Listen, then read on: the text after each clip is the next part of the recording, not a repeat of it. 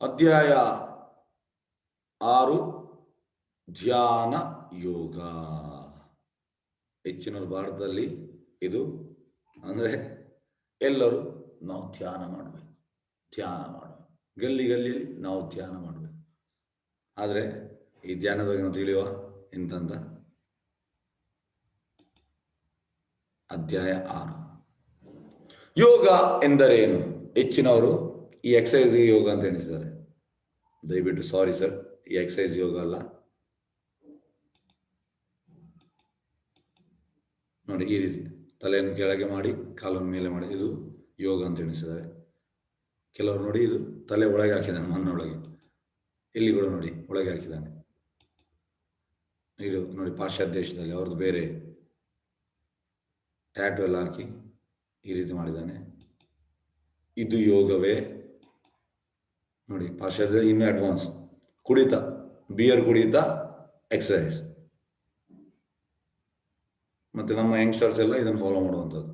ಅಂದರೆ ಅವ್ರು ಮಾಡ್ತಿದ್ದಾರೆ, ನಾವು ಕೂಡ ಮಾಡುವಂಥ. ನೋಡಿ ಇಲ್ಲಿ ನೋಡಿ, ಅವಳು ಈ ಕುರಿ, ಐ ಥಿಂಕ್ ಎಸ್, ಇದನ್ನು ಇಟ್ಟಿದ್ದಾಳೆ. ಗೋಟ ಕುರಿ, ಗೋಟ್ ಯೋಗ. ನೋಡಿ ಈ ರೀತಿ ಎಕ್ಸಸೈಸ್, ಬೇರೆ ಬೇರೆ ರೀತಿಯ ಎಕ್ಸಸೈಸ್ ಉಂಟು. ಎಸ್, ಇದು ಅಷ್ಟಾಂಗ ಯೋಗ ಎಂದರೆ ಏನು? ಈ ರೀತಿ ಬೇರೆ ಬೇರೆ ಎಕ್ಸಸೈಸ್ ಉಂಟು ಪಾಶ್ಚಾತ್ಯ. ಅದು ಸಾರಿ, ಇಲ್ಲಿ ಭಾರತದಲ್ಲಿ ಅವರೆಂತ ಜನರೆಲ್ಲ ಅಂತ ಎಣಿಸೋದು ಅದನ್ನು ಯೋಗ ಅಲ್ಲ, ಅದು ಎಕ್ಸಸೈಸ್, ಯೋಗ ಅಲ್ಲ. ಅಷ್ಟ ಅಂಗ ಯೋಗ ನೋಡಿ, ನಿಜವಾದ ಯೋಗ ಅಂದ್ರೆ ಅಷ್ಟ ಅಂಗ ಯೋಗ, 8 ಅಂಗಗಳ ಸಂಪರ್ಕ.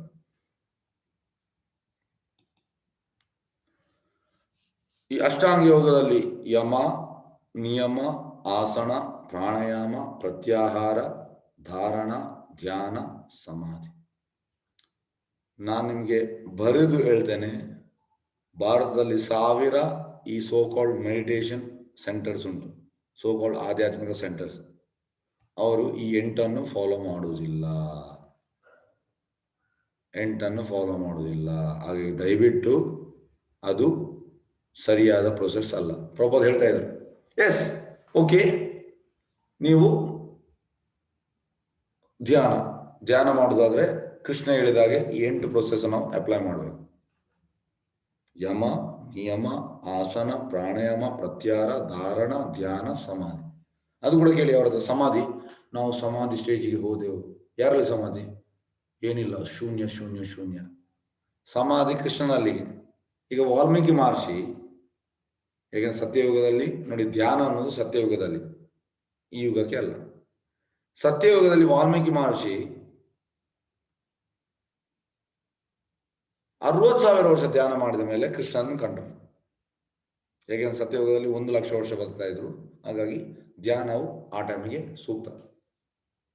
ಹೇಗೆಂದ್ರೆ ಧ್ಯಾನ ಅಂದ್ರೆ ಕಾಡು ಇರಬೇಕು. ಹಾಗಾಗಿ ಮತ್ತೆ ಎಲ್ಲರೂ ಸತ್ಯ ಹೇಳುವವರು. ಈಗ ತರ ಸೋಕಾಲ್ಡ್ ಈ ಇಂಡಸ್ಟ್ರಿಯಲೈಸೇಷನ್ ಆ ಟೈಮಲ್ಲಿ ಇರಲಿಲ್ಲ. ಹಾಗಾಗಿ ಇದು ದಯವಿಟ್ಟು ತಿಳ್ಕೊಳ್ಳಿ. ಯಮ, ನಿಯಮ, ಆಸನ, ಪ್ರಾಣಾಯಾಮ, ಪ್ರತ್ಯಾಹಾರ, ಧಾರಣ, ಧ್ಯಾನ, ಸಮಾಧಿ. ಈಗ ಒಂದೊಂದಕ್ಕೆ ಬರುವ.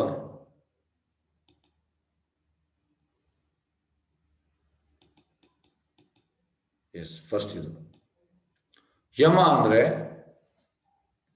ಒಂದು ಶಾಂತವಾದ ಪ್ರದೇಶದಲ್ಲಿ ಇರಬೇಕು, ಮತ್ತೆ ನಮ್ಮ ಈ ಮನಸ್ಸನ್ನು ನಿಗ್ರಹದಲ್ಲಿ ಇಡಬೇಕು.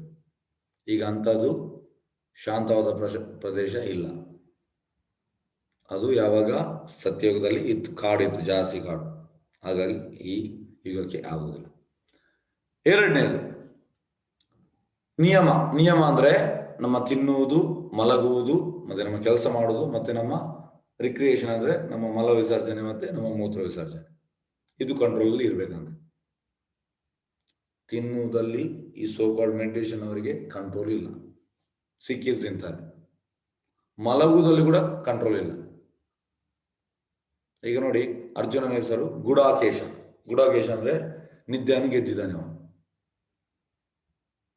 ಹಾಗಾಗಿ ಅದು ಎಂತಂದ್ರೆ, ನಾವು ಶುದ್ಧ ಭಕ್ತರಾದ್ರೆ ಆಟೋಮೆಟಿಕ್ ಅದು ಬರ್ತದೆ. ಅದನ್ನು ನಾವು ಸಪ್ರೇಟ್ ಆಗಿ ನಾವು ನಿದ್ರೆ ಕಂಟ್ರೋಲ್ ಇಲ್ಲ. ನೋಡಿ, ನಮಗೆ ಆಚಾರ್ಯ ಹೇಳಿದ್ರು 6 ಗಂಟೆ ಮಲಗಿ ಅಂತ. ಆದರೆ ಪ್ರಭುಪಾದ 2 ಗಂಟೆ ಮಲಗ್ತಾ ಇದ್ರು. ಯಾಕೆಂದ್ರೆ ಅವರು ಆಚಾರ್ಯ, ಅವರು ಶುದ್ಧ ಭಕ್ತ. ನಮಗೆ 6 ಗಂಟೆ ಹೇಳಿದ್ದಾರೆ. ಹಾಗಾಗಿ ಇದರಲ್ಲಿ ಕೂಡ ಇಲ್ಲ, ಕೆಲಸದಲ್ಲಿ ಕೂಡ ಕಂಟ್ರೋಲ್ ಇಲ್ಲ, ಮತ್ತೆ ಆ ರಿಕ್ರಿಯೇಷನ್ ಅಲ್ಲಿ ಕೂಡ ಕಂಟ್ರೋಲ್ ಇಲ್ಲ. ಮತ್ತೆ ಆಸನ ನೋಡಿ, ಆಸನ ಅಂದ್ರೆ ಇದರ ಪ್ರಕಾರ ದಯವಿಟ್ಟು ತಿಳ್ಕೊಳ್ಳಿ. ಆಸನ ಅಂದ್ರೆ ಈ ಕುಶಾಗ್ರಾಸ ಹಾಕ್ಬೇಕಂತೆ ಈ ನೆಲಕ್ಕೆ, ಮತ್ತೆ ಅದರ ಮೇಲೆ ಆನೆಯದು ಚರ್ಮವನ್ನು ಹಾಕ್ಬೇಕು. ಸಾರಿ, ಆನೆ ಅಲ್ಲ, ಈ ಜಿಂಕೆಯದು ಚರ್ಮ, ಡಿಯರ್ ಸ್ಕಿನ್. ಆ ಜಿಂಕೆಯದು ಚರ್ಮ ಹಾಕಿ, ಆ ಸೀಟ್ ಜಾಸ್ತಿ ಎತ್ತರ ಕೂಡ ಇರಬಾರ್ದು, ಜಾಸ್ತಿ ತಗ್ಗು ಕೂಡ ಇರಬಾರ್ದು. ಮತ್ತೆ ಅದೊಂದು ಪವಿತ್ರವಾದ ಜಾಗದಲ್ಲಿ ಇರಬೇಕಂತೆ. ಈಗ ಕಲಿಯುಗದಲ್ಲಿ ಪವಿತ್ರವಾದ ಜಾಗ ಎಲ್ಲ ಕಂಟ್ಯಾಮಿನೇಷನ್ ಆಗಿದೆ.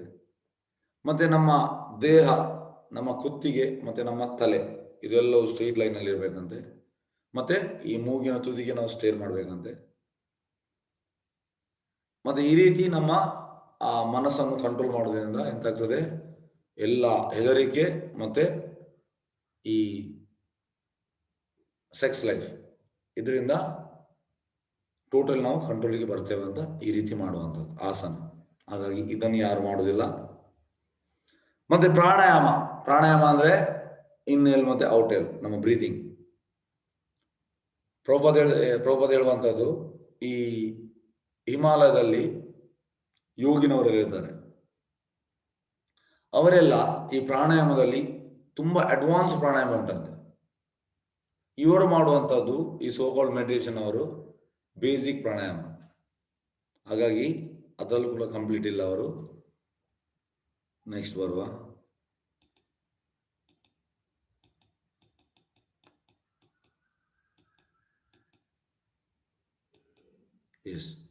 ನೆಕ್ಸ್ಟ್ ಬರುವಂಥದ್ದು ಪ್ರತ್ಯಾಹಾರ. ಪ್ರತ್ಯಾಹಾರ ಅಂದ್ರೆ ಈ ಭೌತಿಕ ಲೋಕದಿಂದ ಟೋಟಲಿ ನಾವು ದೂರ ಇರುವಂಥದ್ದು. ಅದು ನಮಗೆ ಮಾಡ್ಲಿಕ್ಕೆ ಆಗಲಿಲ್ಲ, ಯಾಕಂದ್ರೆ ಕಲಿಯುಗದಲ್ಲಿ ನಾವೆಲ್ಲವನ್ನು ಮಾಡಬೇಕು. ಮತ್ತೆ ಧಾರಣ ಅಂದ್ರೆ ನಾವು ಆ ಒಂದು ಟ್ರಾನ್ಸ್ ಅಲ್ಲಿ ಇರಬೇಕು. ಟ್ರಾನ್ಸ್ ಅಂದ್ರೆ ಟೋಟಲಿ ಆ ಕೃಷ್ಣ ಪ್ರಜ್ಞೆಯಲ್ಲಿ ಇರುವಂಥದ್ದು. ಈ ಭೌತಿಕ ಎಲ್ಲ ಇಚ್ಛೆಯನ್ನು ದೂರ ಮಾಡುವಂಥದ್ದು. ಹಾಗಾಗಿ ಅದು ಕೂಡ ಜನರು ಮಾಡೋದಿಲ್ಲ. ಮತ್ತೆ ಧ್ಯಾನ ಅಂದ್ರೆ ಈಗ ಒಂದು ನಾವು ದೀಪವನ್ನು ಬೆಳಗ್ತೇವೆ, ಎಂತ ಗಾಳಿ ಬಂದರೂ ಕೂಡ ಆ ದೀಪ ಆಚೆ ಆಗಬಾರ್ದು. ಆ ರೀತಿ ನಾವು ಟೋಟಲಿ ಈ ಆತ್ಮದಲ್ಲಿ ನೆಲೆಯಲ್ಲಿ ಸ್ಥಿರವಾಗಿರ್ಬೇಕು. ಸಮಾಧಿ ಅಂದ್ರೆ ಟೋಟಲ್ ಕೃಷ್ಣನಲ್ಲಿ ಅಬ್ಸಾರ್ವ್. ಎಂತ ಕಷ್ಟ ಬಂದರೂ ಕೂಡ ಆಚೆ ಅಳೆದಾಡ್ಲಿಕ್ಕಿಲ್ಲ. ಇದಕ್ಕೆ ಉದಾಹರಣೆ ಪರೀಕ್ಷಿತ್ ಮಹಾರಾಜ್ ಶಮಿಕ ಋಷಿ. ಆ ಶಮಿಕ ಋಷಿಯ ಕುತ್ತಿಗೆಗೆ ಸತ್ತ ಹಾವನ್ನು ಹಾಕುವಾಗ ಅವರೆಂತ ಸಮಾಧಿಯಲ್ಲಿ ಇರ್ತಾರೆ. ಹಾಗಾಗಿ ಈ ರೀತಿ ಇದನ್ನು ಮಾಡಬೇಕು. ಎಲ್ಲಿ ಯಾವ ಸಂಸ್ಥೆ ಅವರು ಈ ರೀತಿ ಮಾಡ್ತಾರ ಎಂಟನ್ನು ಇಲ್ಲ. ಹಾಗಾಗಿ ಈ ಯೋಗ ವ್ಯವಸ್ಥೆ ಪ್ರಯತ್ನ ನೀವು ಸಿದ್ಧರಿದ್ದೀರಾ? ಈಗ ನಿಮ್ಮಲ್ಲಿ ಪ್ರಶ್ನೆ, ದಯವಿಟ್ಟು ಹೇಳಿ ಉತ್ತರ. ಅನ್ಮ್ಯೂಟ್ ಮಾಡ್ತಾ ಇದ್ದೇನೆ. ಹರೇ ಕೃಷ್ಣ. ಯಾರಾದ್ರೂ ಸಿದ್ಧರಿದ್ದೀರಾ? ಈ ಅಷ್ಟಾಂಗ ಯೋಗ ನಾನು ಹೇಳಿದಾಗೆ ನಮ್ಮ ಪ್ರಕಾರ ಅಲ್ಲ, ಅನ್ಮ್ಯೂಟ್ ಮಾಡಿದ್ದೇನೆ, ದಯವಿಟ್ಟು ಹೇಳ್ಬೋದು. ಓಪನ್ ಅನ್ಮ್ಯೂಟ್ ಮಾಡಿದ್ದೇನೆ, ದಯವಿಟ್ಟು ಹೇಳ್ಬೋದು. ಹರೇ ಕೃಷ್ಣ. ಹರೇ ಕೃಷ್ಣ. ಸರ್ ಸಿದ್ಧರಿದ್ದೀರಾ ಸರ್?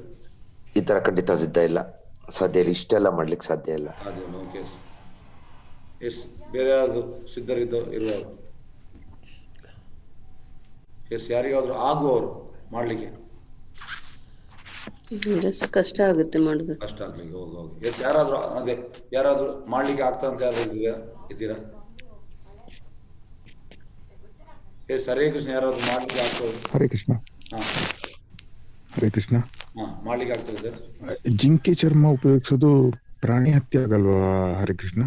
ನೋಡಿ, ಪ್ರಾಣಿ ಹತ್ಯೆ ಅಂದ್ರೆ ಕ್ಷತ್ರಿಯರು ಅವರಿಗೆ ಪ್ರಾಣಿ ಹತ್ಯೆ, ಯಾಕಂದ್ರೆ ವಿದ್ಯೆಗೆ ಪ್ರಾಣಿ ಹತ್ಯೆ ಇದೆ. ಅದು ಮತ್ತೆ ಮತ್ತೆ ಮತ್ತೆ ಈಗ ನಾನು ಹೇಳುವಂತದ್ದು ಪ್ರಶ್ನೆಗೆ ಸರಿದ್ದೀರಾ? ಡಿಯಾಬಾ ಸ್ವಲ್ಪ ಟ್ರೈ ಮಾಡ್ಬೋದು ಗುರು. ಡಿಯಾಬಾ ನಿಯಮ ಅಲ್ಲ, ನಾನು ಎಲ್ಲವನ್ನು ಟ್ರೈ ಮಾಡ್ಬೇಕು. 8 ಕೂಡ ಅಷ್ಟಾಂಗ 8 ಟ್ರೈ ಮಾಡಕ್ಕಾಗಲ್ಲ. ಆಗಲ್ಲ. ಓಕೆ, ನಾವೀಗ ಹೋಗುವ. ಓಕೆ, ನನಗೆ ಅಷ್ಟೇ ಬೇಕಿದ್ದದು. ಇವಾಗ ಒಂದು ವ್ಯವಸ್ಥೆ ಪ್ರಯತ್ನ ನೀವು ಸಿದ್ಧರಿದ್ದೀರಾ? ಆದ್ರೆ ಜನರೆಲ್ಲ ನೋಡಿ, ಎಲ್ಲರೂ ನಾವು ಮೆಡಿಟೇಷನ್ ಮೆಡಿಟೇಷನ್ ಮೆಡಿಟೇಷನ್ ಅಂತ ಹೋಗ್ತಾರೆ. ತುಂಬಾ ಸಂಸ್ಥೆಗಳು ಉಂಟು, ಅವ್ರುಗಳು ಹೇಳುವಂತ ನಾವು ಧ್ಯಾನ ಮಾಡಬೇಕು, ಧ್ಯಾನ ಇಲ್ಲ. ಪ್ರಭುಪಾದ್ ಹೇಳುವಂಥದ್ದು, ಒಬ್ಬ ಶಿಷ್ಯ ಬಂದು ಪ್ರಭುಪಾದ್ ಹತ್ರ ಹೇಳುವಂಥದ್ದು, Prabhupad they are saying they are doing meditation. Prabhupad ಹೇಳ್ತಾರೆ, and they are saying they after doing meditation they are happy. ಅಂದ್ರೆ ಮೆಡಿಟೇಷನ್ ಮಾಡಿದ ಮೇಲೆ ಅವರಿಗೆ ತುಂಬಾ ಈ ಸಂತೋಷ ಆಗ್ತಾ ಉಂಟು. ಪ್ರಭುಪಾದ್ ಹೇಳ್ತಾರೆ, ವೆದರ್ ಯು ಆರ್ ಸ್ಲೀಪಿಂಗ್, ಅದಕ್ಕೆ ಶಿಷ್ಯರು ಹೇಳ್ತಾರೆ, yes we are sleeping. How much are you are sleeping, ಅದಕ್ಕೆ ಶಿಷ್ಯರು ಹೇಳ್ತಾರೆ 6 hours you are sleeping. Once you get up from sleeping are you feeling happy, ಅದಕ್ಕೆ ಅವ್ರ ಶಿಷ್ಯರು ಹೇಳ್ತಾರೆ, ಹೌದು ನಮಗೆ ತುಂಬಾ ಖುಷಿ ಆಗ್ತದೆ ನಾವು ನಿದ್ದೆಯಿಂದ ಎದ್ದ ಮೇಲೆ. ಅದೇ ರೀತಿ ಇವರು ಮೆಡಿಟೇಷನ್ ಅವರು ಮಲಗಿದ ಕೂಡಲೇ ಯಾರಿಗೂ ಕೂಡ ಖುಷಿ ಆಗ್ತದೆ, ಆರಾಮ್ಸೆ ನಮಗೆ ಒಂದು ಒಳ್ಳೆ ನಿದ್ದೆ ಸಿಕ್ಕಿದ್ರೆ ನಮಗೆ ಫ್ರೆಶ್ ಆಗ್ತದೆ. ಪ್ರಭುಪಾದ್ ಆ ರೀತಿ ಹೇಳ್ತಾರೆ. ಹಾಗಾಗಿ ಇದು ದಯವಿಟ್ಟು ನೋಡಿ, ಧ್ಯಾನ ಅಂದ್ರೆ ಸಮಾಧಿ ಆಗಲಿ ಕೃಷ್ಣನಲ್ಲಿ, ಇದು ಟೋಟಲಿ ಬೋಗಸ್. ಎಸ್, ಈಗ ನೋಡುವ, ನಾವು ಯಾವಾಗ ನೋಡಿ, ಹೇಗಂದ್ರೆ ನಿಮ್ಗೆಲ್ಲರಿಗೂ ಎಕ್ಸಾಂಪಲ್ ಇದು ಅಂದ್ರೆ ಎಕ್ಸ್ಪೀರಿಯನ್ಸ್ ಇರ್ಬೋದು. ಈಗ ನಿಮ್ಮ ಮಗನನ್ನು ಒಂದು ಇಂಜಿನಿಯರಿಂಗ್ ಇಲ್ಲ ಡಾಕ್ಟರ್ ಹಾಕ್ಬೇಕಿದ್ರೆ ನೀವು ಒಂದು ಕಾಲೇಜ್ ಸಿಲೆಕ್ಟ್ ಮಾಡ್ತೀರಿ. ಮತ್ತೆ ನೀವು ನಿಮ್ಮ ಎಂತಂದ್ರೆ ಗೆಳೆಯರು ಯಾರಾದ್ರೂ ಆ ಕಾಲೇಜಿಗೆ ಹಾಕಿದವರನ್ನು ಅಲ್ಲಿ ಹೋಗಿ ನೀವು ಕನ್ಸಲ್ಟ್ ಮಾಡ್ತೀರಾ. ಆ ಗೆಳೆಯರನ್ನು, ನಿನ್ನ ಮಗನನ್ನು ಅಲ್ಲಿ ಹಾಕಿದ್ಯಾ, ಹೇಗೆ ಉಂಟು? ಮತ್ತೆ ಅವ್ರು ಹೇಳ್ತಾರೆ ಒಳ್ಳೆ ಉಂಟು. ಮತ್ತೆ ನಿಮ್ಮ ಮಗನನ್ನು ಅವನ ಮಗನೊಟ್ಟಿಗೆ ಮಾತಾಡ್ಲಿಕ್ಕೆ ಬಿಡ್ತೀರಿ. ಆಗ ಅವ ಕೇಳ್ತಾನೆ, ಮತ್ತೆ ಹೇಳ್ತಾನೆ ಹೀಗೆ ಒಳ್ಳೆ ಕ್ಯಾಂಪಸ್, ಒಳ್ಳೆ ಉಂಟು, ಎಜುಕೇಶನ್ ಒಳ್ಳೆ ಉಂಟು, ಈ ರೀತಿ. ಅದೇ ರೀತಿ ನಾವು ಕೂಡ ಈಗ ಈ ಮೆಡಿಟೇಷನ್ ಆಗ್ತದೆ ಇಲ್ವಾ ಅಂತ ಯಾರ ಹತ್ರ ಕೇಳ್ಬೇಕು? ಎಸ್, ಒಳ್ಳೆ ಒಂದು ಲಾಟ್ಪೋಟ್ ಜನರ ಕೇಳಲಿಕ್ಕಿಲ್ಲ. ಈಗ ಅರ್ಜುನ ಹತ್ರ ಕೇಳುವ. ಅರ್ಜುನ ಎಂತ ಹೇಳ್ತಿದ್ದ ನೋಡುವ. ಕೃಷ್ಣ ಅರ್ಜುನಿಗೆ ಹೇಳ್ತಾ ಇದ್ದಾನೆ ಮಾಡ್ಲಿಕ್ಕೆ. ಅರ್ಜುನ ಮಾಮೂಲಿ ಜನ ಅಲ್ಲ, ಅರ್ಜುನ ದೊಡ್ಡ ಯೋಧ. ಮತ್ತೆ ತುಂಬಾ ಸಮಯ ಕಾಡಲ್ಲಿ ಇದ್ದವನಿಗೆ ಗೊತ್ತು. ಈಗ ಮೆಡಿಟೇಷನ್ ಅನ್ನೋದು ವಾಲ್ಮೀಕಿ ಮಹರ್ಷಿ 60,000 ವರ್ಷ ಮಾಡಿದ್ದು ಕಾಡಲ್ಲಿ. ಹಾಗಾಗಿ ನಮ್ಗೆ ಕಾಡಲ್ಲಿ ಇದ್ದು ಗೊತ್ತಿಲ್ಲ, ನಾವು ಸಿಟಿಯಲ್ಲಿ ಇರುವಂತದ್ದು. ಹಾಗಾಗಿ ಕಾಡಲ್ಲಿ ಯಾರಿದ್ದಾರೆ ನಾವು ಅವರಿಂದ ತಿಳ್ಕೊಳ್ಬೇಕು. ಹಾಗಾಗಿ ಮೊದಲ ಗುರುಕುಲ ಎಜುಕೇಶನ್ ಕೂಡ ಕಾಡಲ್ಲಿ ಮಾಡಿದ್ದು ಅರ್ಜುನ. ಮತ್ತೆ ಅವನಿಗೆ ಈ ಲೇಟರ್ ಕೂಡ ಕಾಡಿಗೆ ಹೋಗುವ ಸಿಚುವೇಶನ್ ಬಂತು. ಹಾಗಾಗಿ ತುಂಬಾ ಸಮಯ ಕಾಡಲ್ಲಿ ಇದ್ದು ಗೊತ್ತುಂಟು. ಅವ ಎಂತ ಹೇಳ್ತದೆ ನೋಡು. ಮತ್ತೆ ಇದು ಶಿವನೊಟ್ಟಿಗೆ ಯುದ್ಧ ಮಾಡ್ತಾನೆ, ಮತ್ತೆ ಗೆಲ್ತಾನೆ. ಮಾಮೂಲಿ ಜನ ಅಲ್ಲ ಅರ್ಜುನ.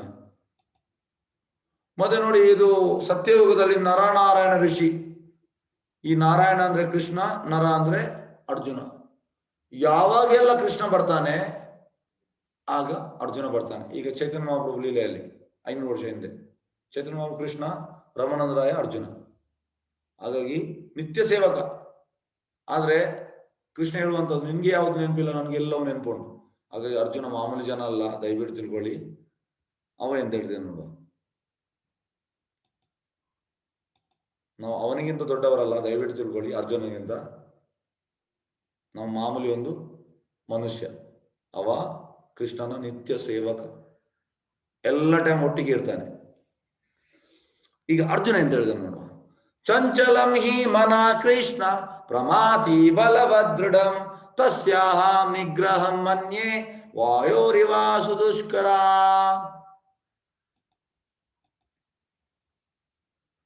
ಕೃಷ್ಣನೇ ಮನಸ್ಸು ಚಂಚಲವಾದದ್ದು, ಪ್ರಬುಕ್ಷಿತವಾದದ್ದು, ಹಠಮಾರಿ ಮತ್ತು ಬಲವಾದದ್ದು. ಅದನ್ನು ನಿಗ್ರಹಿಸುವುದು ಗಾಳಿಯ ನಿಯಂತ್ರಿಸುವುದಕ್ಕಿಂತ ಕಷ್ಟ ಎಂದು ನನಗೆ ತೋರುತ್ತದೆ. ಎಂತ ಹೇಳ್ತಿದ್ದಾನೆ ಈಗ ಇವ? ಇದನ್ನು ನಿಲ್ಲಿಸುವುದು ತುಂಬಾ ಕಷ್ಟ. ಗಾಳಿಯನ್ನು ಅದನ್ನು ನಿಯಂತ್ರಿಸಬಹುದು, ಮನಸ್ಸನ್ನು ನಿಯಂತ್ರಿಸಲಿಕ್ಕೆ ಆಗುವುದಿಲ್ಲ ಅಂತ ಹೇಳ್ತಿದ್ದಾನೆ. ಚಂಚಲವಾದದ್ದು, ಪ್ರಭುಷವಾದ, ಹಠಮಾರಿ ಮತ್ತು ಬಲವಾದ ಅದನ್ನು ನಿಲ್ಲಿಸುವುದು ಗಾಳಿಯನ್ನು ನಿಲ್ಲಿಸುವುದು ಕಷ್ಟ ಎಂದು ನನಗೆ ತೋರುತ್ತದೆ. ಗಾಳಿಯನ್ನು ಅದು ನಿಲ್ಲಿಸಬಹುದು, ಅದು ಮನಸ್ಸನ್ನಲ್ಲ. ಯಾಕಂದ್ರೆ ನೀವು ನೋಡಿ, ಈಗ ಎಲ್ಲ ಕ್ಲಾಸಲ್ಲಿ ಇದ್ದೀರಿ, ನಿಮ್ಮ ಮನಸ್ಸು ಎಲ್ಲೆಲ್ಲಿ ಹೋಗ್ತಾ ಉಂಟು. ಅಮೆರಿಕಕ್ಕೆ, ಆಸ್ಟ್ರೇಲಿಯಾಕ್ಕೆ, ಎಲ್ಲೆಲ್ಲಿ ಹೋಗ್ತಾ ಉಂಟು. ಯಾಕೆಂದ್ರೆ ಮನಸ್ಸನ್ನು ಹತೋಟಿಯಲ್ಲಿ ತರಲಿಕ್ಕೆ ತುಂಬಾ ಕಷ್ಟ. ಕೃಷ್ಣ ಮೃಜಲ್ಲಿ ಸಾಧ್ಯ. ಅದಕ್ಕೆ ಹೇಳುವಂತ ನೋಡಿ, ಜಪ ಮಾಡುವಾಗ ಎಂತ ಆಗ್ತದೆ ನೋಡಿ, ಹರೇ ಕೃಷ್ಣ ಕೃಷ್ಣ. ಕೆಲವರು ಹೇಳ್ತಾರೆ, ಜಪ ಮಾಡುವಾಗ ನಾನು ಅದನ್ನು ಧ್ಯಾನ ಮಾಡ್ಬೇಕಾ, ಇದು ಮನಸ್ಸು ಎಲ್ಲಿ ಹೋಗ್ತದೆ. ಮನಸ್ಸದ ಕೆಲಸವೇ ಅದು. ಅದಕ್ಕೆ ಜಪ ಮಾಡುವಾಗ ನಾವು ಕೇಳಬೇಕು. ಕೇಳಿ ಮನಸ್ಸು ಹತೋಟಿಗೆ ಬರ್ತದೆ. ಹಾಗಾಗಿ ಪ್ರಭುಪಾದ ಹೇಳ್ತಾರೆ ಅರ್ಜುನ ಒಪ್ಪಿಕೊಳ್ತಾನೆ ಅವನಿಗೆ ಆಗುದಿಲ್ಲ ಅಂತ, ನಾವು ಮಾತ್ರ ಒಪ್ಪಿಕೊಳ್ಳುವುದಿಲ್ಲ.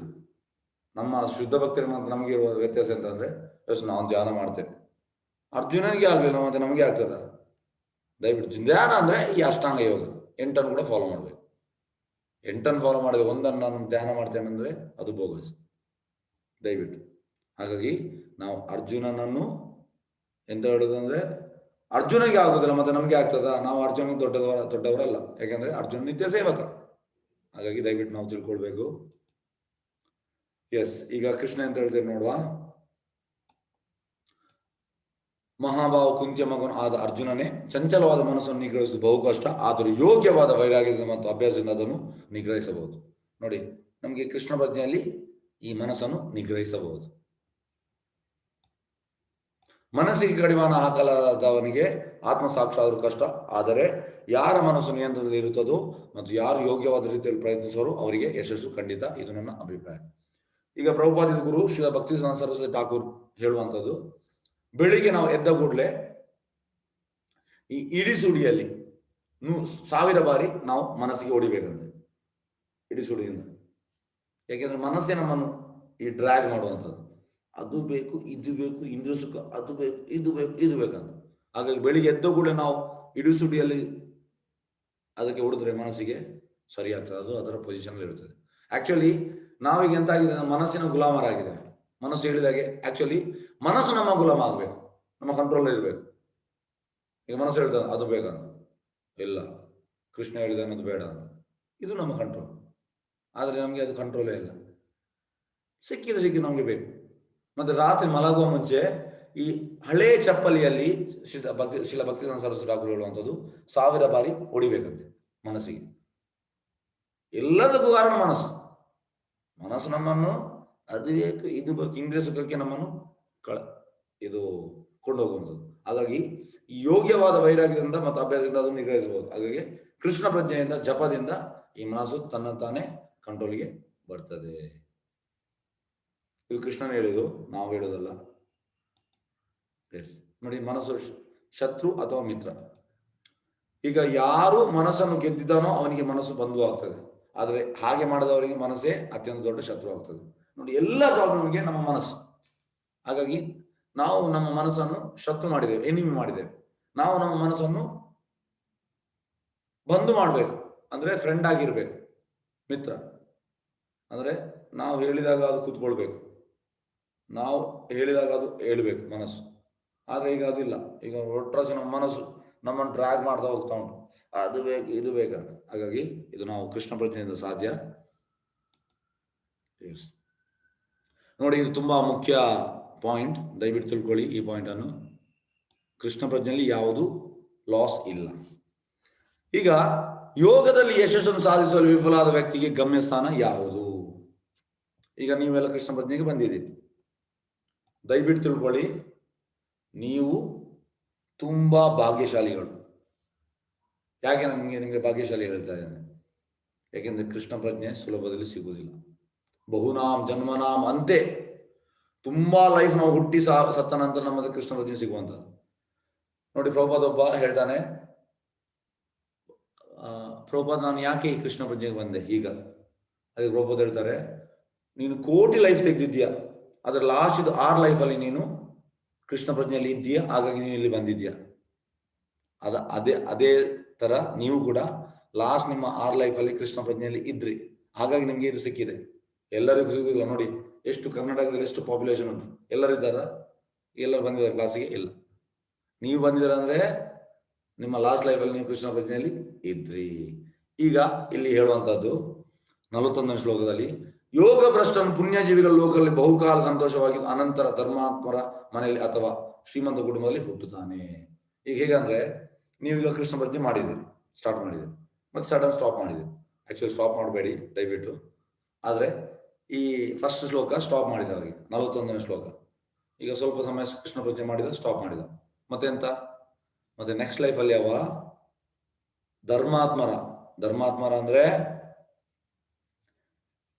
ಒಳ್ಳೆ ಒಂದು ಫ್ಯಾಮಿಲಿಯಲ್ಲಿ ಧರ್ಮಾತ್ಮನ ಮನೆಯಲ್ಲಿ ಅಥವಾ ಶ್ರೀಮಂತ ಕುಟುಂಬ ಅಂದ್ರೆ ತುಂಬಾ ಶ್ರೀಮಂತ ಕುಟುಂಬ ಉಂಟು, ಅದರಲ್ಲಿ ಹೆಚ್ಚಿನವರು ಕೃಷ್ಣ ಪ್ರಜ್ಞೆಯಲ್ಲಿ ಇಲ್ಲ. ಆದ್ರೆ ಕೆಲವು ಶ್ರೀಮಂತ ಕುಟುಂಬ ಕೃಷ್ಣ ಪ್ರಜ್ಞೆಯಲ್ಲಿ ಉಂಟು. ಈಗ ನೋಡಿ, ನಮ್ಮ ದೇವಸ್ಥಾನಕ್ಕೆ ಒಂದು 10 ಫ್ಯಾಮಿಲಿ ಇದ್ದಾರೆ, ಅಂದ್ರೆ ಶ್ರೀಮಂತ ಕುಟುಂಬದವರು. ಅವರ ಮನೆಯಲ್ಲಿ ಎಲ್ಲರೂ ಈ ಜಪ ಮಾಡುವಂಥದ್ದು ಕೃಷ್ಣ ಪ್ರಜ್ಞೆ, ತುಂಬಾ ರಿಚ್ ಅವರು. ಅಂತ ಫ್ಯಾಮಿಲಿ ನಿಮಗೆ ಜನ್ಮ ಸಿಗ್ತದೆ ಅಂತ ನೀವು ಸ್ವಲ್ಪ ಮಾಡಿಬಿಟ್ರೆ. ಹಾಗಾಗಿ ಲಾಸ್ ಇಲ್ಲ, ದಯವಿಟ್ಟು ತಿಳ್ಕೊಳ್ಳಿ ಕೃಷ್ಣ ಪ್ರಜ್ಞೆಯಲ್ಲಿ. ಹಾಗೆ ನೀವು ಲಾಸ್ಟ್ ಲೈಫಲ್ಲಿ ನೀವು ಮಾಡಿದಿರಿ, ಈಗ ನಿಮಗೆ ಸಿಕ್ಕಿದೆ. ಮತ್ತೆ 42ನೇ ಶ್ಲೋಕ, ಅಥವಾ ದೀರ್ಘಕಾಲದ ಯೋಗ್ಯಾಭ್ಯಾಸದ ನಂತರ ವಿಫಲನಾಗಿದ್ದಲ್ಲಿ ಅವನು ಧೀಮಂತರಾದ ಆಧ್ಯಾತ್ಮಿಕವಾದಿಗಳ ಕುಟುಂಬದಲ್ಲಿ ಜನಿಸುವನು. ನಿಶ್ಚಯವಾಗಿ ಈ ಜಗತ್ತಿನ ಇಂಥ ಜನ್ಮವು ದುರ್ಲಭವಾದದ್ದು. ಈಗ ನೀವು ಕೃಷ್ಣ ಪ್ರಜ್ಞೆ ಸ್ಟಾರ್ಟ್ ಮಾಡಿದಿರಿ, ಕಂಟಿನ್ಯೂಸ್ ಒಂದು 20-25 ವರ್ಷ ಕೃಷ್ಣ ಪ್ರಜ್ಞೆ ಮಾಡಿದಿರಿ, ಸಡನ್ ನೀವು ಸ್ಟಾಪ್ ಮಾಡಿದ್ರಿ, ಹಾಗೆಂತಾಗ್ತದೆ? ಆಗ ಕೂಡ ಲಾಸ್ ಇಲ್ಲ ಅಂತೆ. ನೆಕ್ಸ್ಟ್ ಲೈಫಲ್ಲಿ ನೀವು ವೈಷ್ಣವ ಫ್ಯಾಮಿಲಿ ಅಂದ್ರೆ ಗಂಡ ಹೆಂಡತಿ ಇಬ್ಬರು ಕೂಡ ಕೃಷ್ಣನ ಅಂದ್ರೆ ಸೀರಿಯಸ್ ಭಕ್ತರು, ಅವರ ಫ್ಯಾಮಿಲಿಯಲ್ಲಿ ನಿಮಗೆ ಜನ್ಮ ಸಿಗ್ತದಂತೆ. ಮತ್ತೆ ಕೃಷ್ಣ ಹೇಳುವುದಂತ ನೋಡಿ, ನಿಶ್ಚಯವಾಗಿ ಈ ಜಗದಲ್ಲಿ ಇಂಥ ಜನ್ಮ ದುರ್ಲಭತರವಾದದ್ದು, ಇಂಥ ಜನ್ಮ ತುಂಬಾ ರೇರ್ ಅಂತೆ. ಗಂಡ ಹೆಂಡತಿ ಇಬ್ಬರು ಕೂಡ ವೈಷ್ಣವರು, ಅಂತ ಫ್ಯಾಮಿಲಿ ತುಂಬಾ ರೇರ್. ಹಾಗಾಗಿ ಲಾಸ್ ಇಲ್ಲ. ಆದ್ರೆ ಪ್ರಭುಪಾದ ಹೇಳ್ತಾರೆ, ಈ ಶ್ಲೋಕ ಆದ್ಮೇಲೆ ಪ್ರಭುಪಾದ ಹೇಳುವಂತದ್ದು, ಈ ನಿಮಗೆ ಮನುಷ್ಯ ಜನ್ಮ ಸಿಕ್ಕಿದೆ, ನೀವು ನೆಕ್ಸ್ಟ್ ಲೈಫಿಗೆ ಕಾಯಬೇಡಿ, ಈ ಜನ್ಮದಲ್ಲೇ ಮತ್ತೆ ನಾವು ಫುಲ್ ಕಂಪ್ಲೀಟ್ ಆದ್ರೆ ಕೃಷ್ಣ ಲೋಕಕ್ಕೆ ಹೋಗ್ತೇವೆ, ಗೋಲೋಕಕ್ಕೆ ಹೋಗ್ತೇವೆ. ಪ್ರಭುಪಾದ ಹೇಳ್ತಾರೆ, ನಾವು ಫುಲ್ ಕಂಪ್ಲೀಟ್ ಮಾಡಿ ಈ ಜನ್ಮದಲ್ಲಿ ನಾವು ಗೋಲೋಕಕ್ಕೆ ಹೋಗ್ಲಿಕ್ಕೆ ಟ್ರೈ ಮಾಡಬೇಕು, ನೆಕ್ಸ್ಟ್ ಲೈಫಿಗೆ ಕಾಯಬಾರ್ದು. ಎಸ್, ಶ್ರೇಷ್ಠ ಯೋಗಿ ಯಾರು? ಶ್ರೇಷ್ಠ ಯೋಗಿ ನಾರದ ಮುನಿ. ತುಂಬಾ ಮಂದಿ ಇದ್ದಾರೆ, ಅವರು ತಪ್ಪು ಅರ್ಥ ಮಾಡಿದ್ದಾರೆ. ಎಂತ ತಪ್ಪು ಅರ್ಥ? ಈ ನಾರದ ಮುನಿಯನ್ನು ಅಂದ್ರೆ ಬೇರೆ ರೀತಿಯಲ್ಲಿ ಇದು ಮಾಡಿದ್ದಾರೆ. ಯಾಕೆ ಮಾಡುವಂಥದ್ದು? ಯಾಕೆ ಅಂದ್ರೆ ಈ ಧಾರಾವಾಹಿ, ಈ ಪಿಕ್ಚರ್ ಅಲ್ಲೆಲ್ಲ ಅವರು ಬೇರೆ ಬೇರೆ ರೀತಿಯಲ್ಲಿ ಕೊಡ್ತಾರೆ. ಆದ್ರೆ ದಯವಿಟ್ಟು ತಿಳ್ಕೊಳ್ಳಿ, ನೋಡಿ, ಈಗ ನಿಮ್ಮ ಹತ್ರ ಯಾರಾದ್ರೂ 1 ಕೋಟಿ ಹಣ ಕೇಳಿದ್ರು, ನಿಮ್ಮ ಹತ್ರ ಇರುವಂಥದ್ದು 50 ಲಕ್ಷ, ನಿಮ್ಗೆ 1 ಕೋಟಿ ಕೊಡ್ಲಿಕ್ಕೆ ಆಗ್ತದ? ಇಲ್ಲ. ಅದೇ ರೀತಿ ಕೂಡ ಭಕ್ತಿ ಕೂಡ, ನಮ್ಮಲ್ಲಿ ಭಕ್ತಿ ಇದ್ರೆ ನಮಗೆ ಇನ್ನೊಬ್ಬನಿಗೆ ಕೊಡ್ಲಿಕ್ಕೆ ಆಗ್ತದೆ. ನಾರದ ಮುನಿ ಹತ್ರ ಎಷ್ಟು ಭಕ್ತಿ ಇತ್ತ ಅಂದ್ರೆ, ಪ್ರಹ್ಲಾದ್ ಮಹಾರಾಜ್, ಧ್ರುವ ಮಹಾರಾಜ್, ಚಿತ್ರಕೇತು, ವೇದವ್ಯಾಸ, ಮೃಗಾರಿ, ದಕ್ಷ ಮಕ್ಕಳು, ಯಾರಿಗೆಲ್ಲ ಪ್ರಚಾರ ಮಾಡ್ತಾರೆ ಅವರು ಶುದ್ಧ ಭಕ್ತರಾಗುವಂಥದ್ದು. ಈಗ ನಮ್ಗೆ ಪ್ರಚಾರ ಮಾಡಿ ಒಬ್ಬನನ್ನು ಭಕ್ತ ಮಾಡ್ಲಿಕ್ಕೆ ಆಗುದಿಲ್ಲ, ಇದು ನಮ್ಮ ಕಂಡೀಷನ್. ಆದ್ರೆ ಎಣಿಸಿ, ನಾರದ ಮುನಿ ಯಾರಿಗೆಲ್ಲ ಪ್ರಚಾರ ಮಾಡ್ತಾರೆ ಅವರೆಲ್ಲ ಶುದ್ಧ ಭಕ್ತರಾಗುವುದು. ಹಾಗಾದ್ರೆ ನೀವು ಎಣಿಸಿ ಎಷ್ಟು ಭಕ್ತಿ ಇರ್ಬೇಕು ಅವ್ರ ಹತ್ರ. ಆದ್ರೆ ನಾವು ಈಗ ಧಾರಾವಾಹಿಯಲ್ಲಿ ನೋಡಿ, ಅದರಲ್ಲಿ ಹೀಗೆ ಹೇಳಿದ್ದಾರೆ. ಯಾಕೆಂದ್ರೆ ಅವರ ಡೈರೆಕ್ಟರ್, ಅವರ ಪ್ರೊಡ್ಯೂಸರ್, ಅವರ ಆಕ್ಟರ್, ಅವರ ನೀವು ಲೈಫನ್ನು ನೋಡಿ, ಎಲ್ಲಿಯಾದ್ರೂ ಭಕ್ತಿದ್ದು ಅವರು ಫಾಲೋ ಮಾಡ್ತಾರ? ಇಲ್ಲ. ಮತ್ತೆ ಅವರು ನಾರದ ಮುನಿ ಬಗ್ಗೆ ಕಮೆಂಟ್ ಮಾಡುವಂಥದ್ದು. ಈಗ ಹೇಗಂದ್ರೆ, ಈ ಮೆಟ್ಟು ಹೊಲುವವನ ಹತ್ರ ಹೋಗಿ, ಆ ಇಂಜಿನಿಯರಿಂಗ್ ಕಾಲೇಜ್ ನಿಮ್ಗೆ ಡೌಟ್ಸ್ ಹೋಗಿ ನೀವು ಕೇಳಿದ್ರೆ ಆಗ್ತದ? ನಾನು ಮೆಕ್ಯಾನಿಕಲ್ ಇಂಜಿನಿಯರ್ ಮಾಡ್ತಾ ಇದ್ದೇನೆ, ನನ್ನ 7th ಸೆಮಿಸ್ಟರ್ ಅಲ್ಲಿ ನನಗೆ ಈ ಚಾಪ್ಟರ್ ಅಲ್ಲಿ ನನಗೆ ಸ್ವಲ್ಪ ಡೌಟ್ ಉಂಟು, ನೀವು ಹೋಗಿ ಆ ಮೆಟ್ಟು ಹೊಲುವವನ ಹತ್ರ ಹೋಗಿ ಕೇಳಿದ್ರೆ ಆಗ್ತದ? ಅವೆಂತ ಹೇಳ್ತಾನೆ, ಅವ ಕೆಲವೊಮ್ಮೆ ಶೋ ಮಾಡ್ಲಿಕ್ಕೆ, ಹೌದು ಅದು ಹೀಗೆ ಹೇಳ್ತಾನೆ. ಮತ್ತೆ ನೀವು ಅದನ್ನು ಬಂದ ಎಕ್ಸಾಮ್ ಬರ್ದೆ ಎಂತ ಆಗ್ತದೆ? ನಿಮ್ಗೆ ಅಲ್ಲಿ ಮಾರ್ಕ್ಸ್ 0 ಸಿಗ್ತದೆ. ಯಾಕಂದ್ರೆ ನೀವು ಕೇಳಿದೆ ಅವರ ಹತ್ರ, ಮೆಟ್ಟು ಹೊಲುವವನ ಹತ್ರ ನೀವು ಆ ಇಂಜಿನಿಯರಿಂಗ್ ಸಬ್ಜೆಕ್ಟ್ ಕೇಳಿದ್ದೀರಿ. ಅದೇ ರೀತಿ ಯಾವಾಗಲೂ ಕೃಷ್ಣನ ಭಕ್ತರು ಶಾಸ್ತ್ರದ ಬಗ್ಗೆ ಯಾರು ಅದರಲ್ಲಿದ್ದಾರೆ ಅವರ ಬಗ್ಗೆ ಅವರಿಂದ ಕೇಳಬೇಕು. ಹೋಗೋಗಿ ಈ ರೀತಿ ಜನರಿಂದ ನೀವು ಕೇಳಿದ್ರೆ ಅವನ ಭಕ್ತಿ ಫಾಲೋ ಮಾಡೋದಿಲ್ಲ. ಧಾರಾವಾಹಿ ಮಾಡ್ತಾ ಇದ್ದೇನೆ ಯಾಕೆ? ಹಣ ಸಂಗ್ರಹಣೆ ಮಾಡ್ಲಿಕ್ಕೆ, ಅದು ಅವನ ಬಿಸ್ನೆಸ್. ಹಾಗಾಗಿ ಅವನ ಮನಸ್ಸಿಗೆ ಬಂದಾಗ ಕತೆ ಮಾಡ್ತಾನೆ.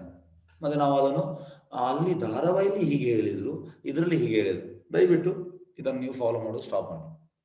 ಶಾಸ್ತ್ರ ಅಂದ್ರೆ ಎಸ್, ಶಾಸ್ತ್ರದಲ್ಲಿ ಯಾರು ಇದ್ದಾರೆ, ಈ ಸಂಪ್ರದಾಯ, ಅದು ಕೂಡ ಸಂಪ್ರದಾಯ ನೋಡಿ. ಶಾಸ್ತ್ರದಲ್ಲಿ ತುಂಬಾ ಮಂದಿ ಇದ್ದಾರೆ, ಬೋಗಸ್ ಆರ್ಗನೈಸೇಷನ್ ಅದಲ್ಲ.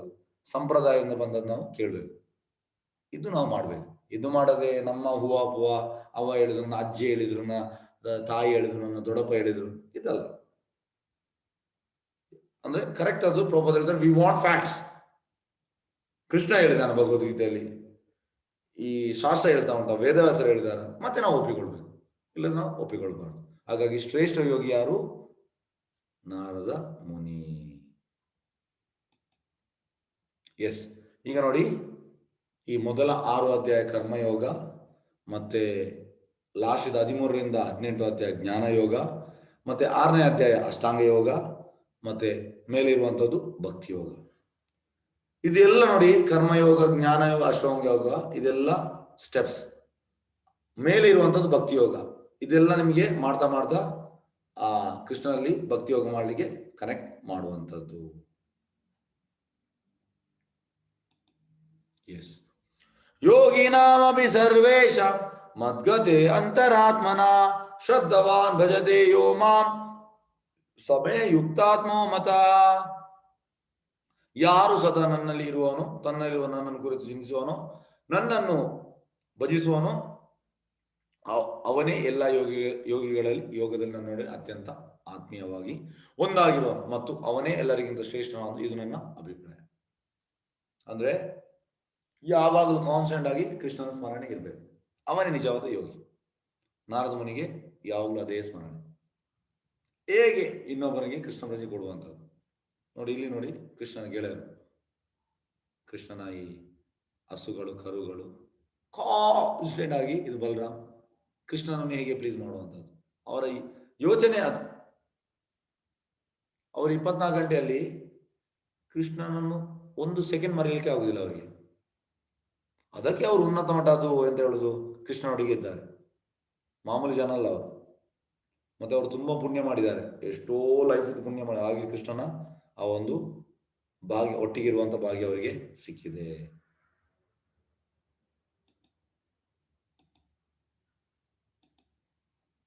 ಯೋಗ ಆಧ್ಯಾತ್ಮಿಕ ಅಭ್ಯಾಸ. ಎಸ್, ಬೇರೆ ಬೇರೆ ಯೋಗಗಳಲ್ಲಿ ಬೇರೆ ಬೇರೆ ಯೋಗಾಭ್ಯಾಸಗಳು ಉಂಟು. ಈಗ ನಾವು ಈ ಶ್ರೀಮದ್ ಭಾಗವತಂದು 12ನೇ ಅಧ್ಯಾಯದ 12ನೇ ಸ್ಕಂದದ 3ನೇ ಅಧ್ಯಾಯದ 52ನೇ ಶ್ಲೋಕ. ಕೃತೆ ಯಜ್ಜಾಯತೋ ವಿಷ್ಣು ತ್ರೇತಾಯಂ ಯಜತೋ ಮಕೈ ದ್ವಾಪರೇ ಪರಿಚಾರ್ಯಾಯಂ ಕಲೌ ತದ್ದಾರಿ ಕೀರ್ತನಾತ್. ಅದೊಂದು ಡೀಟೇಲ್ ಆಗಿ ನಿಮಗೆ ಹೇಳ್ತೇನೆ. ಸತ್ಯಯುಗದಲ್ಲಿ ಭಗವಾನ್ ವಿಷ್ಣುವ ಮೇಲೆ ಧ್ಯಾನ ನೋಡಿ. ಸತ್ಯಯುಗದಲ್ಲಿ 1,00,000 ವರ್ಷ ಬದುಕ್ತಾ ಇದ್ರು. ಮತ್ತೆ ವಾಲ್ಮೀಕಿ ಮಹರ್ಷಿ 60,000 ವರ್ಷ ಧ್ಯಾನ ಮಾಡಿ ಮತ್ತೆ ಕೃಷ್ಣನ್ ಕಂಡ್ರು. ಮತ್ತೆ ಎಲ್ಲ ಕಾಡು ಇತ್ತು, ಮತ್ತೆ ಎಲ್ಲರೂ ಸತ್ಯ ಹೇಳುವವರಿದ್ರು. ಸತ್ಯಯುಗ ಅಂದ್ರೆ ಯಾರು ಸುಳ್ಳು ಹೇಳೋದು. ಈಗ ಕಲಿಯುಗ ಅಂದ್ರೆ ಎಲ್ಲ ಸುಳ್ಳು ಹೇಳುವವರು. ಹಾಗಾಗಿ ಧ್ಯಾನಕ್ಕೆ ಅದಕ್ಕೆ ತುಂಬಾ ವರ್ಷ ಬೇಕು, ಮತ್ತೆ ಕಾಡು ಎಲ್ಲ ಇರಬೇಕು, ಮತ್ತೆ ಸತ್ಯ ಹೇಳುವವರು ಇರಬೇಕು. ಹಾಗಾಗಿ ಧ್ಯಾನ ಅನ್ನೋದು ಸತ್ಯಯುಗಕ್ಕೆ. ನೆಕ್ಸ್ಟ್ ತ್ರೇತಾಯುಗ. ತ್ರೇತಾಯುಗ ಅಂದ್ರೆ ದುಬಾರಿ ಯಜ್ಞ ನಿರ್ವಹಿಸ್ತಿದ್ರು. ತ್ರೇತಾಯುಗ ಅಂದ್ರೆ ಸತ್ಯಯುಗದಲ್ಲಿ 1,00,000 ವರ್ಷ, ತ್ರೇತಾಯುಗದಲ್ಲಿ 10,000 ವರ್ಷ ಆಯ್ತು. ಮತ್ತೆ ಯಜ್ಞ ಅಂದ್ರೆ ನೋಡಿ, ಮಂತ್ರದಿಂದ ನೀವು ಬೆಂಕಿ ಅಂತ ತರಬೇಕು. ನಮ್ಗೆ ಆಗ್ತದ ಮಂತ್ರದ ಬೆಂಕಿ ತರಲಿಕ್ಕೆ? ಇಲ್ಲ, ನಾವು ಮ್ಯಾಚ್ ಬಾಕ್ಸ್ ಇಂದ ಬೆಂಕಿ ತರುವಂಥದ್ದು. ಹಾಗಾಗಿ ಆ ವಿದ್ಯೆ ತ್ರೇತಾಯುಗದಲ್ಲಿ ಇತ್ತು. ಮತ್ತೆ ಅದಕ್ಕೆ ಆಹುತಿ ಮಾಡಲಿಕ್ಕೆ ಬಂಗಾರ ತಟ್ಟೆ ಇರಬೇಕು. ಈಗ ಸಣ್ಣ ಬಂಗಾರ ಇದ್ರೆ ಜನರು ಕದ್ದು ಹೋಗ್ತಾರೆ, ಹಾಗಾಗಿ ಅದು ಕೂಡ ಇಲ್ಲ. ಮತ್ತೆ ಆಹುತಿ ಮಾಡಲಿಕ್ಕೆ ಈ ತುಪ್ಪ, ಬ್ಯಾರಲ್ ಗಟ್ಟಲೆ ತುಪ್ಪ ಬೇಕು. ಈಗ ಎಲ್ಲ ಹಸುವನ್ನು ಕಡಿದು ಮಾಂಸ ತಿಂತಾ ಇದ್ದಾರೆ, ಮತ್ತೆ ಎಲ್ಲಿ ತುಪ್ಪ ಇರುವಂತದ್ದು? ಈ ನಂದ ಮಹಾರಾಜಿಗೆ 8 ಲಕ್ಷ ಹಸು ಇತ್ತಂತೆ. ನೀವು ಎಣಿಸಿ, ಹಿಂದಿನ ಕಾಲದಲ್ಲಿ ಒಬ್ಬ ಶ್ರೀಮಂತ ಅಂತ ಗೊತ್ತಾಗೋದು ಈಗ ಹೇಗಂದ್ರೆ, ಒಂದು ಹುಡುಗಿಯನ್ನು ಕೊಡುವಾಗ ಮನೆಗೆ ಹೋಗ್ತಾರೆ, ಫಸ್ಟ್ ಹೇಳುವಂತ ನಿನಗೆ ಎಷ್ಟು ಹಸು ಉಂಟು, ಹಸು ಎಷ್ಟು ಜಾಸ್ತಿ ಉಂಟು ಅವ್ರು ಶ್ರೀಮಂತ ಅಂತ ಅರ್ಥ. ಹಾಗಾಗಿ ಬ್ಯಾರಲ್ ಗಟ್ಲಿಗೆ ಈಗ 1 ಲೀಟರ್ ಗೀ ನಮಗೆ ದೇವಸ್ಥಾನದಲ್ಲಿ ಇದು ಮಾಡ್ಲಿಕ್ಕೆ ನಮಗೆ ಸಿಗುವುದಿಲ್ಲ, ಕಷ್ಟ. ಹಾಗಾಗಿ ಆ ಗೀ ಕೂಡ ಸಿಗುವುದಿಲ್ಲ. ಎಸ್, ಆ ರೀತಿ ಆ ಯಜ್ಞವು ತ್ರೇತಾಯುಗಕ್ಕೆ. ಮತ್ತೆ ಆ ಯಾಗಕ್ಕೆ ಈ ಹಸುವನ್ನು ಬಲಿ ಕೊಡ್ತಾ ಇದ್ರು. ಇಮಿಡಿಯೇಟ್ ಅದು ಮನುಷ್ಯ ರೂಪ ಬರಬೇಕು. ಈಗ ಅದು ಮಾಡ್ಲಿಕ್ಕೆ ಆಗುದಿಲ್ಲ. ಅಂದ್ರೆ ಎಂತ ಅಂದ್ರೆ, ಈ ಮನುಷ್ಯ ಜನ್ಮ ಶ್ರೇಷ್ಠ ಜನ್ಮ. ಹಾಗಾಗಿ ನೆಕ್ಸ್ಟ್ ಅವನನ್ನು ಪ್ರಾಣಿ ಜನ್ಮದಿಂದ ಮನುಷ್ಯ ಜನ್ಮಕ್ಕೆ ತರುವಂಥದ್ದು ಆ ರೀತಿ ಇತ್ತು. ಯಾಗಕ್ಕೆ ಆಗುವಾಗ ಇಮಿಡಿಯೇಟ್ ನೆಕ್ಸ್ಟ್ ಆ ಮಂತ್ರದಿಂದ ಅವ ನೆಕ್ಸ್ಟ್ ಮನುಷ್ಯ ಆಗ್ತಾ ಇತ್ತು. ದ್ವಾಪರ ಯುಗದಲ್ಲಿ ಮೂರ್ತಿ ಪೂಜೆ. ದ್ವಾಪರ ಯುಗದಲ್ಲಿ ನೋಡಿ, ಸತ್ಯಯುಗದಲ್ಲಿ 1,00,000, ತ್ರೇತಾಯುಗದಲ್ಲಿ 10,000, ದ್ವಾಪರ ಯುಗದಲ್ಲಿ 1,000 ವರ್ಷ ಮೂರ್ತಿ ಪೂಜೆ. ಮೂರ್ತಿ ಪೂಜೆ ಅಂದ್ರೆ ಈಗ ನೋಡಿ, ಜಗನ್ನಾಥಪುರಿ, ತಿರುಪತಿ ಮತ್ತೆ ಶ್ರೀರಂಗಂ, ಈ ರೀತಿ ದೊಡ್ಡ ದೊಡ್ಡ ದೇವಸ್ಥಾನ, ಎಷ್ಟೋ ಎಕರೆ ಗಟ್ಟಲೆಯಿಂದ ದೇವಸ್ಥಾನ, ದೊಡ್ಡ ದೇವಸ್ಥಾನ. ಮತ್ತೆ ಅರ್ಧ ಗಂಟೆಗೆ ದೇವರಿಗೆ ಆರತಿ, ಅರ್ಧ ಗಂಟೆಗೆ ದೇವರಿಗೆ ನೈವೇದ್ಯ. ಈಗ ನಮ್ದು ತುಂಬಾ ಫ್ಯಾಮಿಲೀಸ್ ಇದ್ದಾರೆ ಈ ಇಸ್ಕಾನ್ ಫಾಲೋ ಮಾಡುವವರು. ಅದರಲ್ಲಿ ಕೆಲವರು ಹೆಚ್ಚಿನವ್ರು ಗಂಡ ಹೆಂಡತಿ ಇಬ್ಬರು ಕೂಡ ವರ್ಕಿಂಗ್. ನಾವು ಅವ್ರಿಗೆ ಹೇಳುವಂಥದ್ದು, ನೀವು 3 ಹೊತ್ತು ಮಾಡಿ ಅಂತ. ಅವ್ರು ಹೇಳ್ತಾರೆ 3 ಹೊತ್ತು ಕಷ್ಟ, ಯಾಕೆ ನಾವು ಕೆಲಸಕ್ಕೆ ಹೋಗುವ ಕಾರಣ ಬೆಳಿಗ್ಗೆ ಮತ್ತೆ ಸಂಜೆ ನಾವು ದೇವರಿಗೆ ನೈವೇದ್ಯ ಕೊಡ್ತೇವೆ. ಅದು ನಾವು ಆಯ್ತಂತ ಎಂತ ಮಾಡ್ಲಿಕ್ಕೆ ಆಗ್ತದೆ. ಹಾಗಾಗಿ 2 ಹೊತ್ತು ಕೊಡ್ಲಿಕ್ಕೆ ನಮ್ಗೆ ಕಷ್ಟ ಆಗ್ತದೆ. ದ್ವಾಪರ ಯುಗದಲ್ಲಿ ಅರ್ಧ ಗಂಟೆಗೆ ನೈವೇದ್ಯ. ಎಷ್ಟಾಯ್ತು ಅರ್ಧ ಗಂಟೆ ಅಂದ್ರೆ? ತುಂಬಾ ಸರಿ ನಾವು ಅಡಿಗೆ ಮಾಡ್ಬೇಕು, ಕೊಡ್ಬೇಕು, ಅಡಿಗೆ ಮಾಡಿ ಕೊಡ್ಬೇಕು, ಈ ರೀತಿ. ಮತ್ತೆ ಪೂಜೆ ಕೂಡ ಅರ್ಧ ಗಂಟೆ ಪೂಜೆ. ಹಾಗಾಗಿ ಆ ಮೂರ್ತಿ ಪೂಜೆ ಇದ್ದದ್ದು ದ್ವಾಪರ ಯುಗದಲ್ಲಿ, ಅರ್ಚನಾ. ಕಲಿಯುಗಕ್ಕೆ ಭಗವಂತನ ಪವಿತ್ರ ನಾಮಗಳನ್ನು ಜಪಿಸುವಂಥದ್ದು. ಇದು ಚೈತನ್ಯ ಮಹಾಪ್ರಭು 500 ವರ್ಷದಿಂದ ಚೈತನ್ಯ ಮಹಾಪ್ರಭು ಕೃಷ್ಣನೇ, ನಿತ್ಯಾನಂದ ಪ್ರಭು ಬಂದ ಬಲರಾಮ್, ಇದು ಅದ್ವೈತಾಚಾರ್ಯ ಅಂದ್ರೆ ಮಹಾವಿಷ್ಣು, ಇದು ಗದಾಧರ ಅಂದ್ರೆ ರಾಧಾರಾಣಿ, ವಾಸಾದಿ ಅಂದ್ರೆ ನಾರದ ಮುನಿ. ಚೈತನ್ಯ ಮಹಾಪ್ರಭು ಅವ್ರ ಸಂಗಡಿಗರಿಗೆ ಈ ಹರೇ ಕೃಷ್ಣ ಕೀರ್ತನೆಯನ್ನು ಸ್ಟಾರ್ಟ್ ಮಾಡಿದ್ರು. ಈ ಇಂಡಿವಿಜುವಲ್ ಆಗಿ ಮಾಡುವಂಥದ್ದು ಜಪ, ಒಟ್ಟಿಗೆ ಮಾಡುವಂಥದ್ದು ಕೀರ್ತನೆ. ಮತ್ತೆ ಖಾಲಿ ಇವರು ಮಾತ್ರ ಹೇಳಿದಲ್ಲ, ಎಲ್ಲ ಶಾಸ್ತ್ರದಲ್ಲಿ ಕೂಡ ಇದು ಉಂಟು, ಉಲ್ಲೇಖ ಉಂಟು.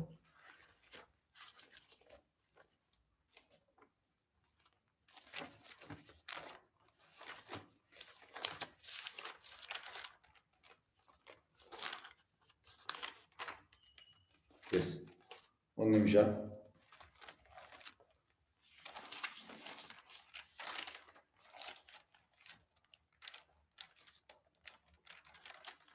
ಓಕೆ, ಲಿಫ್ಟ್ ಮತ್ತೆ ಮೆಟ್ಟಿಲು. ಈ ಕೃಷ್ಣ ಪ್ರಜ್ಞೆ ಲಿಫ್ಟ್, ಉಳಿದದೆಲ್ಲ ಮೆಟ್ಟಿಲು. ಮಂತ್ರ ಎಂದರೇನು? ಮನ್ ಪ್ಲಸ್ ತ್ರ, ಮನಸ್ಸು ಬಿಡುಗಡೆ. ಜಪ, ಜಪ ಅಂದ್ರೆ ಹರೇ ಕೃಷ್ಣ ಕೃಷ್ಣ ಕೃಷ್ಣ ಹರೇ ಹರೇ, ಹರೇ ರಾಮ ರಾಮ ರಾಮ ಹರೇ ಹರೇ. ನಾವು ಕೇಳುವಷ್ಟು ಜೋರಾಗಿ ಮಾಡುವಂಥದ್ದು. ಸಂಕೀರ್ತನ ಕೂಡ ಅದೇ, ಆದ್ರೆ ಜಪ ಒಬ್ಬನೇ ಮಾಡುವಂಥದ್ದು, ಸಂಕೀರ್ತನ ಮಿನಿಮಮ್ 2 ಜನ. ಹರೇ ಕೃಷ್ಣ ಕೃಷ್ಣ ಕೃಷ್ಣ ಹರೇ ಹರೇ, ಹರೇ ರಾಮ ರಾಮ ರಾಮ ಹರೇ. ಮತ್ತೆ ನೋಡಿ, ಇದು ನಮ್ಮ ಹೂವಾಪುವ ಅಲ್ಲ, ಧರ್ಮ ಗ್ರಂಥಗಳ ಉಲ್ಲೇಖಗಳು. ಭಗವಂತನ ಪವಿತ್ರ ನಾಮ ಜಪಿಸುವುದು ಎಲ್ಲ ಧರ್ಮ ಗ್ರಂಥಗಳಲ್ಲಿ ಉಂಟು. ಎಸ್, ನಾರಾಯಣ ಸಂಹಿತದಲ್ಲಿ ಉಂಟು. ಕಲಿಯುಗದಲ್ಲಿ ಜನರು ಭಗವಂತನ ಪವಿತ್ರ ಹೆಸರುಗಳನ್ನು ಜಪಿಸಬೇಕು. ಮತ್ತೆ ಕಲಿ ಸಂದರ್ಶನ ಉಪನಿಷತ್ ಎಂತ ಹೇಳ್ತಾ ಉಂಟು? ಹರೇ ಕೃಷ್ಣ ಕೃಷ್ಣ ಕೃಷ್ಣ ಹರೇ ಹರೇ, ಹರೇ ರಾಮ ರಾಮ ರಾಮ ಹರೇ ಹರೇ. ಇತಿ ಷೋಡಶತ ನಾಮನಂ ಕಲಿ ಕಲ್ಮಶ ನಾಶನಂ ನಾಥಾ ಪರ್ವತರೋಪಾಯ ಸರ್ವವೇದೇಶ ಇದೆ. ಈ 16 ಮಂತ್ರಗಳು ಕಲಿಯುಗದ ಎಲ್ಲ ಕಲ್ಮಶ ನಾಶ ಮಾಡ್ತದೆ. ಬೇರೆ ಯಾವುದು ಉಪಾಯವಿಲ್ಲ, ಎಲ್ಲ ವೇದಗಳು ಇದನ್ನು ಹೇಳ್ತಾ ಉಂಟಂತ ಕಲಿ ಸಂದರ್ಶನ ಉಪನಿಷದಲ್ಲಿ ಉಂಟು. ಮತ್ತೆ ಚೈತನ್ಯ ಚರಿತಾಮೃತ ಆದಿಲೀಲದ ಉಂಟು.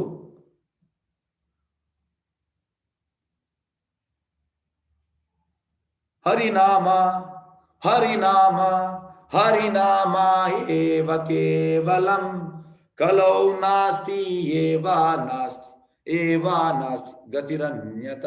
ನೋಡಿ, ವೇದವ್ಯಾಸರು ಒಮ್ಮೆ ಹೇಳಿದ್ರೆ ಅದು ಇಂಪಾರ್ಟೆಂಟ್. ಹರಿನಾಮ ವೇದವ್ಯಾಸರು 3 ಬಾರಿ ಹೇಳಿದ್ದಾರೆ. ಹರಿನಾಮ ಹರಿನಾಮ ಹರಿನಾಮ ಏವ ಕೇವಲಂ. ಈಗ ದಾಸರ ಪದ ಕೂಡ ಎಂತ ಹೇಳುವಂಥದ್ದು?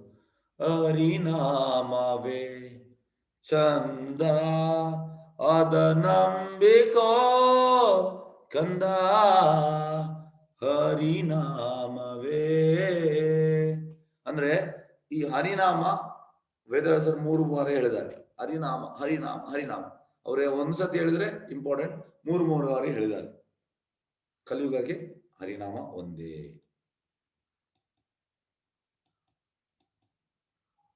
ಮತ್ತೆ ಶ್ರೀಮದ್ ಭಾಗವತಮಲ್ಲಿ ಕಲೆ ದೋಷ ನಿಧೇ ರಾಜನ್ ಅಸ್ತಿ ಏಕಾ ಮಹಾಗುಣ ಕೀರ್ತನ ಏವ ಕೃಷ್ಣಸ್ಯ ಮುಕ್ತ ಸಂಗತ್ ಪರಂ ವ್ರಜೇತ್. ಕಲಿಯುಗದಲ್ಲಿ ಫುಲ್ ಫಾಲ್ಸ್ ಅಂತೆ. ಕಲೆ ದೋಷ ನಿಧೇ ರಾಜ, ಫುಲ್ ಫಾಲ್ಸ್ ಕಲಿಯುಗ. ಆದ್ರೆ ಅಸ್ತಿ ಏಕ ಮಹಾಗುಣ, ಒಂದು ಒಳ್ಳೆ ಗುಣ ಉಂಟು. ಎಂತ ಒಳ್ಳೆ ಗುಣ? ಕೀರ್ತನಾತ್ ಏವ ಕೃಷ್ಣಸ್ಯ, ಆ ಕೃಷ್ಣನ ಕೀರ್ತನೆ ಮಾಡುವುದರಿಂದ ಮುಕ್ತ ಸಂಘ ಪರಂ ವ್ರಜೆ, ಎಲ್ಲ ನಮಗೆ ಬೇಡದಿಂದ ಮುಕ್ತಿ ಸಿಗ್ತದೆ. ನೋಡಿ, ನಾವು ಬರೀ ನಮ್ಮ ಉಗಾಬು ಅಲ್ಲ, ಶಾಸ್ತ್ರದಲ್ಲಿ ಉಂಟು, ಅದನ್ನು ಹೇಳುವಂಥದ್ದು. ಮತ್ತೆ ಭಗವದ್ಗೀತೆಯಲ್ಲಿ ಕೃಷ್ಣನೇ ಹೇಳಿದ್ದಾನೆ, ಯಜ್ಞನಾಂ ಜಪ ಯಜ್ಞೋ ಅಸ್ಮಿ. ಈ ಯಜ್ಞದಲ್ಲಿ ನಾನು ಜಪ ಯಜ್ಞ. ಭಗವದ್ಗೀತೆಯಲ್ಲಿ 10ನೇ ಅಧ್ಯಾಯದಲ್ಲಿ 25ನೇ ಶ್ಲೋಕದಲ್ಲಿ ಕೃಷ್ಣ ಹೇಳಿದ್ದಾನೆ. ಹಾಗಾಗಿ ನಾವು ಜಪ ಮಾಡಬೇಕು. ಮತ್ತೆ ಚೈತನ್ಯ ಚರಿತಾಮೃತ ಆದಿಲೀಲೆಯಲ್ಲಿ ಹೇಳುವಂಥದ್ದು,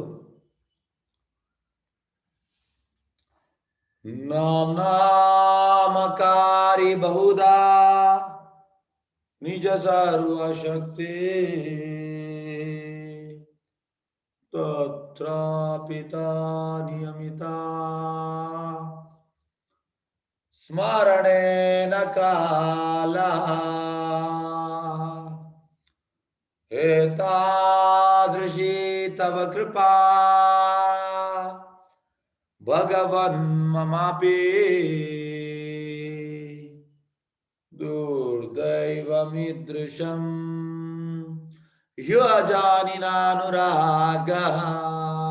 ಈ ಶ್ಲೋಕ ಎಂತ ಹೇಳ್ತಾ ಉಂಟಂದ್ರೆ, ನಾಮಕಾರಿ ಬಹುಧ ನಿಜ ಸರ್ವಶಕ್ತಿ. ಕೃಷ್ಣ, ನಿನಗೆ ಕೋಟಿ ಹೆಸರುಂಟು. ಕೃಷ್ಣ, ಗೋವಿಂದ, ಮುಕುಂದ, ಈ ರೀತಿ ತುಂಬಾ ಕೋಟಿಗಟ್ಟಲೆ ಹೆಸರುಂಟು. ಮತ್ತೆ ಕೃಷ್ಣ, ನೀನು ಬೇರೆ ಅಲ್ಲ, ನಿನ್ನ ಹೆಸರು ಬೇರೆ ಅಲ್ಲ, ನಿನ್ನ ಎಲ್ಲಾ ಶಕ್ತಿ ಈ ಹೆಸರಲ್ಲಿ ಉಂಟು. ನಾಮಕಾರಿ ಬಹುಧ ನಿಜ ಸರ್ವಶಕ್ತಿ ತತ್ರಾಪಿತ ನಿಯಮಿತ ಸ್ಮರಣೇನ ಕಾಲ. ಮತ್ತೆ ಈ ಜಪ ಮಾಡ್ಲಿಕ್ಕೆ ಯಾವುದೇ ರೂಲ್ಸ್ ರೆಗ್ಯುಲೇಷನ್ಸ್ ಇಲ್ಲ, ನಿಯಮ ಇಲ್ಲ. ಬೆಳಿಗ್ಗೆ ಕೂಡ ಮಾಡ್ಬೋದು, ರಾತ್ರಿ ಮಾಡ್ಬೋದು, ಮಧ್ಯಾಹ್ನ ಮಾಡ್ಬೋದು, ಕೂತು ಮಾಡ್ಬೋದು, ನಿಂತು ಮಾಡ್ಬೋದು, ನಡೆದು ಮಾಡ್ಬೋದು, ಸ್ನಾನ ಮಾಡಿ ಮಾಡ್ಬೋದು, ಸ್ನಾನ ಮಾಡದೆ ಮಾಡ್ಬೋದು. ಯಾವುದೇ ರೂಲ್ಸ್ ರೆಗ್ಯುಲೇಷನ್ಸ್ ಇಲ್ಲ. ತತ್ರಾಪಿತ ನಿಯಮಿತ ಸ್ಮರಣೇನ ಕಾಲ ಏತಾದೃಶಿ ತವ ಕೃಪಾ ಭಗವನ್ ಮಮಾಪಿ. ಮತ್ತೆ ನೀನು ನಮ್ಗೆ ಅವಕಾಶ ಕೂಡ ಮಾಡಿ ಕೊಟ್ಟಿದ್ದೀಯಾ ಜಪ ಮಾಡ್ಲಿಕ್ಕೆ. ಹೇಗೆಂದ್ರೆ, ಒಳ್ಳೆ ಬಾಳೆ ಎಲೆಯಲ್ಲಿ ಕೃಷ್ಣ ನಮಗೆ 15 ಐಟಮ್ ಊಟವನ್ನು ಬಡಿಸಿಕೊಟ್ಟಿದ್ದಾನೆ. ಒಳ್ಳೆ ಐಟಮ್ ಬಡಿಸಿಕೊಟ್ಟಿದ್ದಾನೆ. ಈಗ ತಿನ್ನುವುದು ನಾವು ನಮ್ಮ ಕೈಯಲ್ಲಿ ತಿನ್ಬೇಕು. ನಮ್ಗೆ ಕೃಷ್ಣ ಬಾಯಿ ಕೊಡ್ಬೇಕಂದ್ರೆ ಅದು ನಮ್ಮ ಮೂರ್ಖತನ. ಅದೇ ರೀತಿ ಕೃಷ್ಣ ವ್ಯವಸ್ಥೆ ಮಾಡಿಕೊಟ್ಟಿದ್ದಾನೆ. ಈ ಹರಿನಾಮವನ್ನು ನಾವು ಅದನ್ನು ಜಪ ಮಾಡಬೇಕು. ಲಾಸ್ಟಿಗೆ ನೋಡಿ, ದುರ್ದೈವ ಮಿದೃಶಂ ಯಜಾನಿನಾನುರಾಗ. ನಾನು ಎಂತ ದುರದೃಷ್ಟ ಅಂದ್ರೆ, ನನಗೆ ಈ ಹರಿನಾಮದಲ್ಲಿ ಆಸಕ್ತಿಯೇ ಇಲ್ಲ. ಇದು ನಮ್ಮ ಕಂಡೀಷನ್. ಹಾಗಾಗಿ ನಾವು ಜಪವನ್ನು ಮಾಡಬೇಕು. ದಯವಿಟ್ಟು ಶಾಸ್ತ್ರ ಹೇಳ್ತಾ ಉಂಟು. Yes, do's of chanting. Hare Krishna ಮಹಾಮಂತ್ರವನ್ನು ಜಪಿಸಲು ಪ್ರಾರಂಭಿಸುವ ಮೊದಲು ಪಂಚರತ್ನ ಮಂತ್ರವನ್ನು ಜಪಿಸಬೇಕು. ಫಸ್ಟ್ಗೆ ಈ ಪಂಚರತ್ನ ಮಂತ್ರವನ್ನು ಜಪಿಸಬೇಕು. ನೋಡಿ, ಪಂಚರತ್ನ ಮಂತ್ರದಲ್ಲಿ ಇದು ಚೈತನ್ಯ ಮಹಾಪ್ರಭು ಅಂದ್ರೆ ಕೃಷ್ಣ, ನಿತ್ಯಾನಂದ ಪ್ರಭು ಅಂದ್ರೆ ಬಲರಾಮ್, ಅದ್ವೈತಾಚಾರ್ಯ ಅಂದ್ರೆ ಮಹಾವಿಷ್ಣು, ಕಾರಣದ ಕೃಷ್ಣ ವಿಷ್ಣು, ಇದು ಗದಾಧರ್ ಪಂಡಿತ್ ಅಂದ್ರೆ ರಾಧಾರಾಣಿ, ವಾಸಾದಿ ಅಂದ್ರೆ ನಾರದ ಮುನಿ. ಹಾಗಾಗಿ ಇವರಿಗೆ ನಾವು ನಮನ ಸಲ್ಲಿಸಿ ಮತ್ತೆ ನಾವು ಜಪವನ್ನು ಸ್ಟಾರ್ಟ್ ಮಾಡುವಂಥದ್ದು. ಜಯ ಶ್ರೀ ಕೃಷ್ಣ ಚೈತನ್ಯ ಪ್ರಭು ನಿತ್ಯಾನಂದ ಶ್ರೀ ಅದ್ವೈತ ಗದಾಧರ ಶ್ರೀ ವಾಸಾದಿ ಗೌರ ಭಕ್ತವೃಂದ. ಈ ಮಂತ್ರ ಹೇಳಿ ಅವರ ಆಶೀರ್ವಾದವನ್ನು ನಾವು ಜಪ ಮಾಡಬಹುದು. ಹಾಗೆ ಶ್ರವ್ಯವಾಗಿ ಜಪಿಸಿ ಮಂತ್ರವನ್ನು ಕೇಳುವಷ್ಟು ಜೋರಾಗಿ, ಅಂದ್ರೆ ಜಪ ಮಾಡುವಾಗ ನೀವು ಕೇಳುವಷ್ಟು ಜೋರಾಗಿ ಜಪ ಮಾಡಿ. ಹರೇ ಕೃಷ್ಣ ಕೃಷ್ಣ ಕೃಷ್ಣ ಹರೇ ಅಂದ್ರೆ ನೀವು ಕೇಳ್ಬೇಕು. ಹೇಳಿದ್ರು ಪ್ರತಿಯೊಂದು ಹೆಸರನ್ನು ಸ್ಪಷ್ಟವಾಗಿ ಉಚ್ಚರಿಸಿ. ಮತ್ತೆ ಜಪ ಮಾಡುವಾಗ ಅದಕ್ಕೆ ಒಂದು ಮರ್ಯಾದೆ ಕೊಟ್ಟು ಭಕ್ತಿಯಿಂದ ಮತ್ತೆ ಏಕಾಗ್ರತೆಯಿಂದ ಮಾಡಿ. ನೀವು ಯಾವುದೇ ಸ್ಥಳದಲ್ಲಿ ಜಪಿಸಬಹುದು, ಕುಳಿತುಕೊಳ್ಳಬಹುದು ಅಥವಾ ನಡೆಯಬಹುದು, ಯಾವುದೇ ದಿಕ್ಕನ್ನು ಎದುರಿಸಬಹುದು.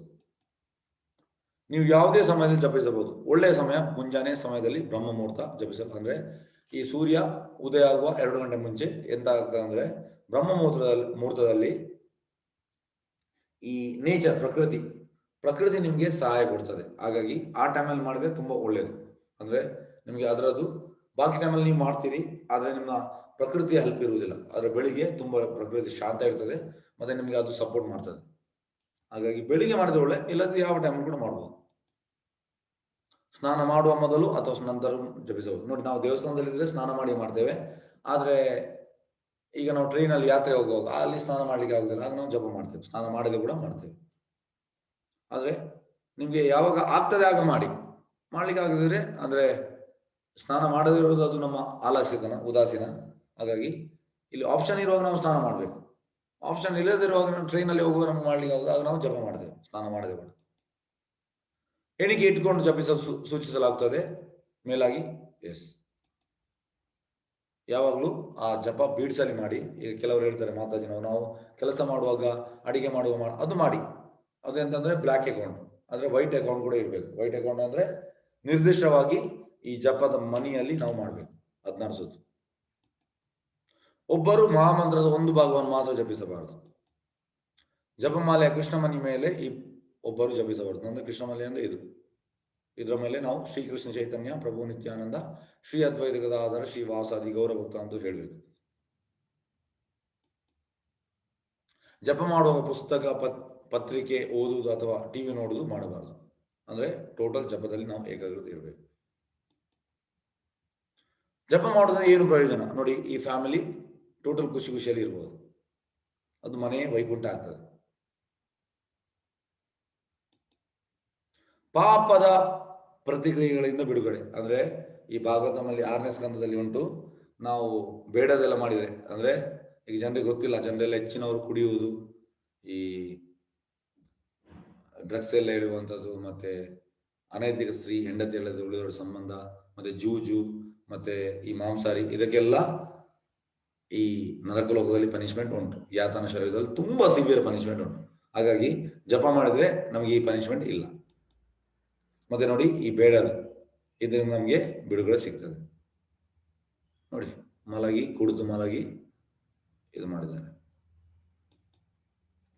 ಮಾನಸಿಕ ಒತ್ತಡದಿಂದ ಬಿಡುಗಡೆ. ನೋಡಿ, ಈ ಮಾನಸಿಕ ಒತ್ತಡ ಹೇಳುವಾಗ ನಾನು ನಿಮ್ಗೆ ಒಂದು ವಿಷಯ ಹೇಳ್ತೇನೆ.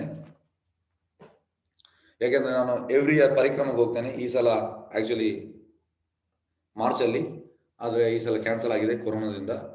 ನೆಕ್ಸ್ಟ್ ಇಯರ್ ಅಂದ್ರೆ ಈ ಕೊರೋನಾ ಇಲ್ಲದ್ರೆ ಮತ್ತೆ ಆಗ್ಬೋದು. ಅಲ್ಲಿ ನಾನು ತಿರುಪತಿ ಅವರೊಟ್ಟಿಗೆ ಇರುವಂಥದ್ದು, ಅಂದ್ರೆ ನಮ್ದು ಕ್ಯಾಂಪ್ ಅಲ್ಲಿ ಇರುವಾಗ ತಿರುಪತಿ ಅವರೊಟ್ಟಿಗೆ ನನಗೆ ತುಂಬಾ ಅವರು ಫ್ರೆಂಡ್ಲಿ ಆಗಿದ್ದಾರೆ ಅಲ್ಲಿ ಡ್ಯೂಟೀಸ್ ಎಲ್ಲ. ಹಾಗಾಗಿ ಅವರು ಹೇಳಿದ ವಿಷಯ, ಅಲ್ಲಿ ಒಬ್ಬ ಭಕ್ತ ಇದ್ದಾನಂತೆ, ಅವನ ಕತೆ ಹೇಳಿದ್ರು. ಅವೆಂತ ಆಯ್ತಂದ್ರೆ, ಅವ ಇಂಜಿನಿಯರಿಂಗ್ ಸ್ಟೂಡೆಂಟ್ ಆಗಿದ್ದ, ಅವನಿಗೆ ಸ್ವಲ್ಪ ಡಿಪ್ರೆಷನ್ ಪ್ರಾಬ್ಲಮ್ ಇತ್ತು. ಮನೆಯವರು ಎಂತ ಮಾಡಿದಂದ್ರೆ, ಅವನಿಗೆ ಫಸ್ಟಿಗೆ ಈ ಮೆಡಿಸಿನ್ ಕೊಟ್ಟರು. ಮೆಡಿಸಿನ್ ಅಲ್ಲಿ ಸ್ವಲ್ಪ ನಿಲ್ಲಿಲ್ಲ, ಮತ್ತೆ ಅವನನ್ನು ಹಾಸ್ಪಿಟಲ್ ಕೊಂಡೋಗಿ ಅವನಿಗೆ ಎಲೆಕ್ಟ್ರಿಕ್ ಶಾಕ್ ಕೊಟ್ಟರು. ಅಂದ್ರೆ ಗೊಬ್ಬೆ ಹೊಡೆಯುವಾಗೆಲ್ಲ ಅದನ್ನು ಕೊಟ್ಟರು. ಹಾಗಾಗಿ ಅವ ಮನೆಗೆ ಬಂದು ತುಂಬಾ ಅವನಿಗೆ ಚಿತ್ರಹಿಂಸೆ ಆಯ್ತು. ಅಂದ್ರೆ ಆ ಎಲೆಕ್ಟ್ರಿಕ್ ಶಾಕ್ ಇಂದ ಟೋಟಲ್ ಒಂದು ನರ್ವ್ಸ್ ಎಲ್ಲ ಇದಾಗಿ ಟೋಟಲ್ ಅವನಿಗೆ ಇರಿಟೇಷನ್ ಆಯ್ತು. ಹಾಗಾಗಿ ರಾತ್ರಿ ಎಲ್ಲ ಮಲಗುವಾಗ ಅವ ಬಾಗಿಲು ತೆಗೆದು ಓಡಿ ತಿರುಪತಿಗೆ ಹೋದ. ಎಂತ ಮೊಬೈಲ್ ಎಂತ ಕೊಂಡೋಗ್ಲಿಲ್ಲ, ಸೀದಾ ಹೋದ, ಮನೆಯವರಿಗೆ ಗೊತ್ತಿಲ್ಲ. ಮತ್ತೆ ತಿರುಪತಿಗೆ ಹೋಗಿ ಅಲ್ಲಿ ನಮ್ದು ಮೇಲೆ ಈ ತಿರುಮಲದಲ್ಲಿ ನಮ್ದು ಬುಕ್ ಸ್ಟಾಲ್ ಉಂಟು, ಇಸ್ಕಾನ್ ಇದು. ಅಲ್ಲಿ ಆ ಬುಕ್ ಸ್ಟಾಲ್ನವರ ಹತ್ರ ಹೋಗಿ ಬಂದು ಮಾತಾಡಲಿಕ್ಕೆ ಸ್ಟಾರ್ಟ್ ಮಾಡಿದ. ಆಗ ಅವ್ರು ಕೇಳಿದಂತೆ ಎಂತ ಅಂತ. ಅದಕ್ಕೆ ಹೀಗೆ ನನ್ನ ಮನೆಯಲ್ಲಿ ನನಗೆ ಆ ಟ್ರೀಟ್ಮೆಂಟ್ ಕೊಟ್ಟರು, ಅದರಿಂದ ನನಗೆ ಟೋಟಲ್ ಹಿಂಸೆ ಆಯಿತು. ಹಾಗಾಗಿ ನಾನು ಮನೆ ಬಿಟ್ಟು ಓಡಿ ಬಂದೆ. ಮನೆಯಲ್ಲಿ ಹೇಳಿದಿಲ್ಲ. ಮತ್ತೆ ಎಂತ ಮಾಡ್ತೀನಿ, ನಾನು ಇಲ್ಲಿಯೇ ಮಲಗ್ತಾ ಇದ್ದೇನೆ ತಿರುಪತಿ ಮೇಲೆ. ಅದಕ್ಕೆ ಡೈಲಿ ಅವ್ರು ಬರುವಾಗ ಅವರಿಗೆ ಹೆಲ್ಪ್ ಮಾಡ್ತಿದ್ದ, ಈ ಬುಕ್ ಎಲ್ಲ ಹಾಕ್ಲಿಕ್ಕೆ ಆ ರೀತಿ ಹೆಲ್ಪ್ ಮಾಡ್ತಿದ್ದ. ಮತ್ತೆ ಪ್ರಸಾದ ಎಲ್ಲ ಅಲ್ಲೇ ತಿಂತಿದ್ದ ತಿರುಪತಿಯಲ್ಲಿ ದೇವಸ್ಥಾನದಲ್ಲಿ. ಮತ್ತೆ ಒಂದು 10 ದಿವಸ ಆಗುವಾಗ ಅವನಿಗೆ ತುಂಬಾ ಖುಷಿ ಆಯ್ತು ಅವರೊಟ್ಟಿಗೆ, ಆ ಭಕ್ತರೊಟ್ಟಿಗೆ. ಅವ್ರ ಹತ್ರ ಹೇಳಿದ, ನಾನು ನಿಮ್ಮ ಕೆಳಗೆ ದೇವಸ್ಥಾನಕ್ಕೆ ಬರ್ಬೇಕಾ ಅಂತ. ಅದಕ್ಕೆ ಅವ್ರು ಹೇಳಿದ್ರು, ನಾನು ನಮ್ಮ ಪ್ರೆಸಿಡೆಂಟ್ ಇಂದ ಕೇಳ್ತೇನೆ ಅಂತ ಹೇಳಿದ್ರು. ಮತ್ತೆ ಪ್ರೆಸಿಡೆಂಟ್ ಹೇಳಿದ್ರು, ಅವ ಡ್ಯೂಟಿ ಹೋಗಿ ಪ್ರೆಸಿಡೆಂಟ್ ಕೇಳಿದ್ರು. ಆಯ್ತು, ಅವನು ಕರ್ಕೊಂಡು ಬಾ ಅಂತ ಹೇಳಿದ್ರು. ಮತ್ತೆ ಅವನನ್ನು ಕರ್ಕೊಂಡು ಬಂದು ಅವನಿಗೆ ಸ್ವಲ್ಪ ಟ್ರೈನಿಂಗ್ ಕೊಟ್ಟರು ಕೃಷ್ಣ ಪ್ರಜ್ಞೆ ಬಗ್ಗೆ. ಟ್ರೈನಿಂಗ್ ಕೊಟ್ಟ ಮೇಲೆ ಅವನನ್ನು ನಮ್ದಲ್ಲಿ ಗೋಶಾಲೆ ಉಂಟು, ಗೋಶಾಲೆ ಒಂದು 4 ತಿರುಪತಿಯಲ್ಲಿ 400 ಹಸು ಉಂಟು. ಅಲ್ಲಿ ಗೋಶಾಲೆಗೆ ಅವನಿಗೆ ಹಾಕಿದ್ರು, ಗೋಗಳ ಸೇವೆ ಮಾಡಲಿಕ್ಕೆ. ಜಪ ಮಾಡಿ ಅಂದ್ರೆ ಖಾಲಿ ಗೋಸೇವೆ ಅಲ್ಲ, ಜಪ ಕೂಡ ಮಾಡಬೇಕು. ಜಪ ಮಾಡಿ 6 ತಿಂಗಳೆಲ್ಲ ಗೋಸೇವೆ ಮಾಡಿದ್ದು ಈಗ ಅಲ್ಲಿ ಭಕ್ತನಾಗಿದ್ದಾನೆ, ಅಂದ್ರೆ ಫುಲ್ ಟೈಮ್ ಡಿವೋಟಿ ಆಗಿದ್ದಾನೆ. ಹಾಗಾಗಿ ಈಗ ಅವನಿಗೆ ಯಾವುದೇ ಈ ಮಾನಸಿಕ ಒತ್ತಡ ಇಲ್ಲ. ಹೇಗೆ ಆಯ್ತು? ಈ ಜಪದಿಂದ ಮತ್ತೆ ಆ ಹಸು ನೋಡಿ, ಮಾನಸಿಕ ಯಾರಿಗೆ ಒತ್ತಡ ಇದ್ರೆ ಅವರು ಗೋಧು ಸೇವೆ ಮಾಡಬೇಕು, ಯಾಕೆಂದ್ರೆ ಅದು ತುಂಬಾ ಶಾಂತ. ಹಾಗಾಗಿ ಜಪ ಕೂಡ ಮಾಡ್ಬೇಕು, ಖಾಲಿ ಹಸು ಸೇರಲ್ಲ. ಇದೆರಡು ಒಟ್ಟಿಗೆ ಮಾಡಿದ ಮತ್ತೆ ಒಂದು 6 ತಿಂಗಳಲ್ಲಿ ಅವನ್ನೆಲ್ಲ ಆ ಡಿಸೀಸೇ ಹೋಯ್ತು, ಡಿಪ್ರೆಷನ್. ಈಗ ಹೆಚ್ಚಿನವರಿಗೆ ಆ ಡಿಪ್ರೆಷನ್ ಒಂದು ರೋಗ ಕಾಮನ್. ಹಾಗಾಗಿ ಇದು ಆಗ್ತದೆ. ಹಾಗಾಗಿ ಹರೇ ಕೃಷ್ಣದಿಂದ ನಿಮಗೆ ಮಾನಸಿಕ ಒತ್ತಡದಿಂದ ಬಿಡುಗಡೆ ಸಿಗ್ತದೆ. ಮನಸ್ಸಿನ ಶಾಂತಿ, ನೆಮ್ಮದಿ. ನೋಡಿ, ಎಲ್ಲರಿಗೂ ನೆಮ್ಮದಿ ಬೇಕು. ಈಗ ನೋಡಿ, ಈ ಕಂಪನಿಯಲ್ಲಿ ದೊಡ್ಡ ದೊಡ್ಡ CEO, ಟಾಪ್ ಹೆಡ್ಸ್ ಅವರೆಲ್ಲ ವರ್ಷಕ್ಕೊಮ್ಮೆ ಏಪ್ರಿಲ್ ಅಲ್ಲಿ ಅವರು ಈ ಪಾಶ್ಚಾತ್ಯ ದೇಶಕ್ಕೆ ಹೋಗ್ತಾರೆ. ಯಾವುದೆಲ್ಲ 5 countries: Italy, Germany, France, Switzerland ಮತ್ತೆ ಈ ಇಂಗ್ಲೆಂಡ್, 5 ಕಂಟ್ರೀಸ್ ಹೋಗ್ತಾರೆ. ಒಂದೊಂದು ತಿಂಗಳೆಲ್ಲ ಹೋಗ್ತಾರೆ. ಮತ್ತೆ ಅವರು ಹೋಗಿ ಬಂದು ಹೇಳುವುದಂತ, ನಮಗೆ ತುಂಬಾ 1 ತಿಂಗಳು ತುಂಬಾ ಖುಷಿ ಸಿಗ್ತ ಅಂತ. ಅದು ಮಾತ್ರ ತಾತ್ಕಾಲಿಕ ಖುಷಿ. ಆದ್ರೆ ನಿಜವಾದ ಮನಸ್ಸಿಗೆ ಶಾಂತಿ, ನೆಮ್ಮದಿ ಹರೇ ಕೃಷ್ಣದಲ್ಲಿ ನಿಮಗೆ ಸಿಗ್ತದೆ, ಶಾಶ್ವತ.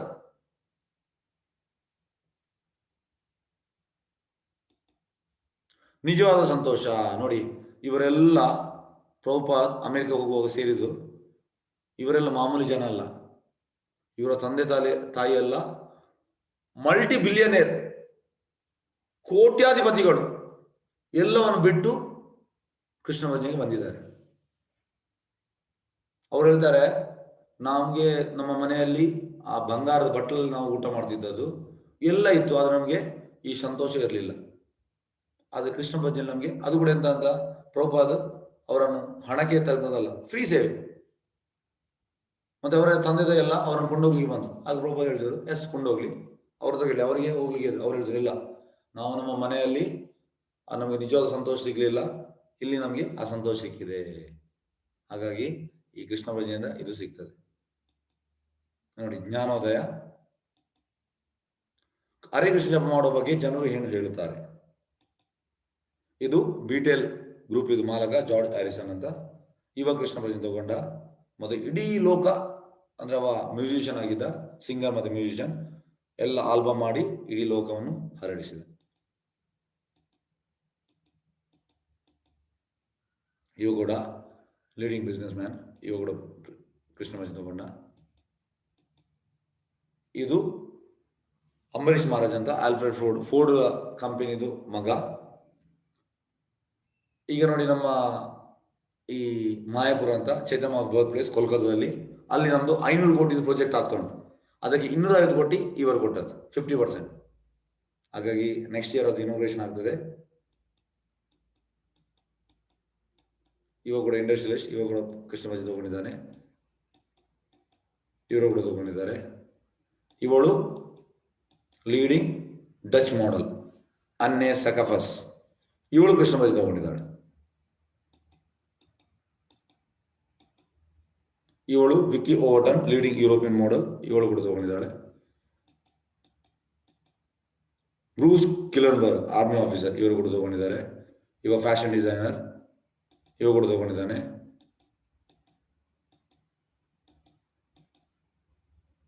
ಇವರು ಕೂಡ ತಗೊಂಡಿದ್ದಾರೆ.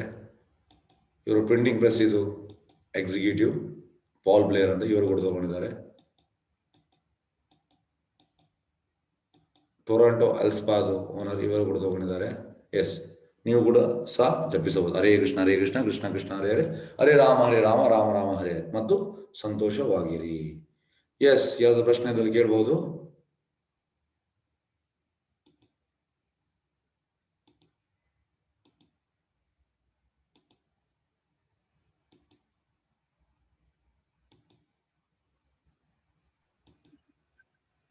ಪೃಥ್ವಿ ಅವರೇ, ಅನ್ಮ್ಯೂಟ್ ಮಾಡ್ಕೊಳ್ಳಿ.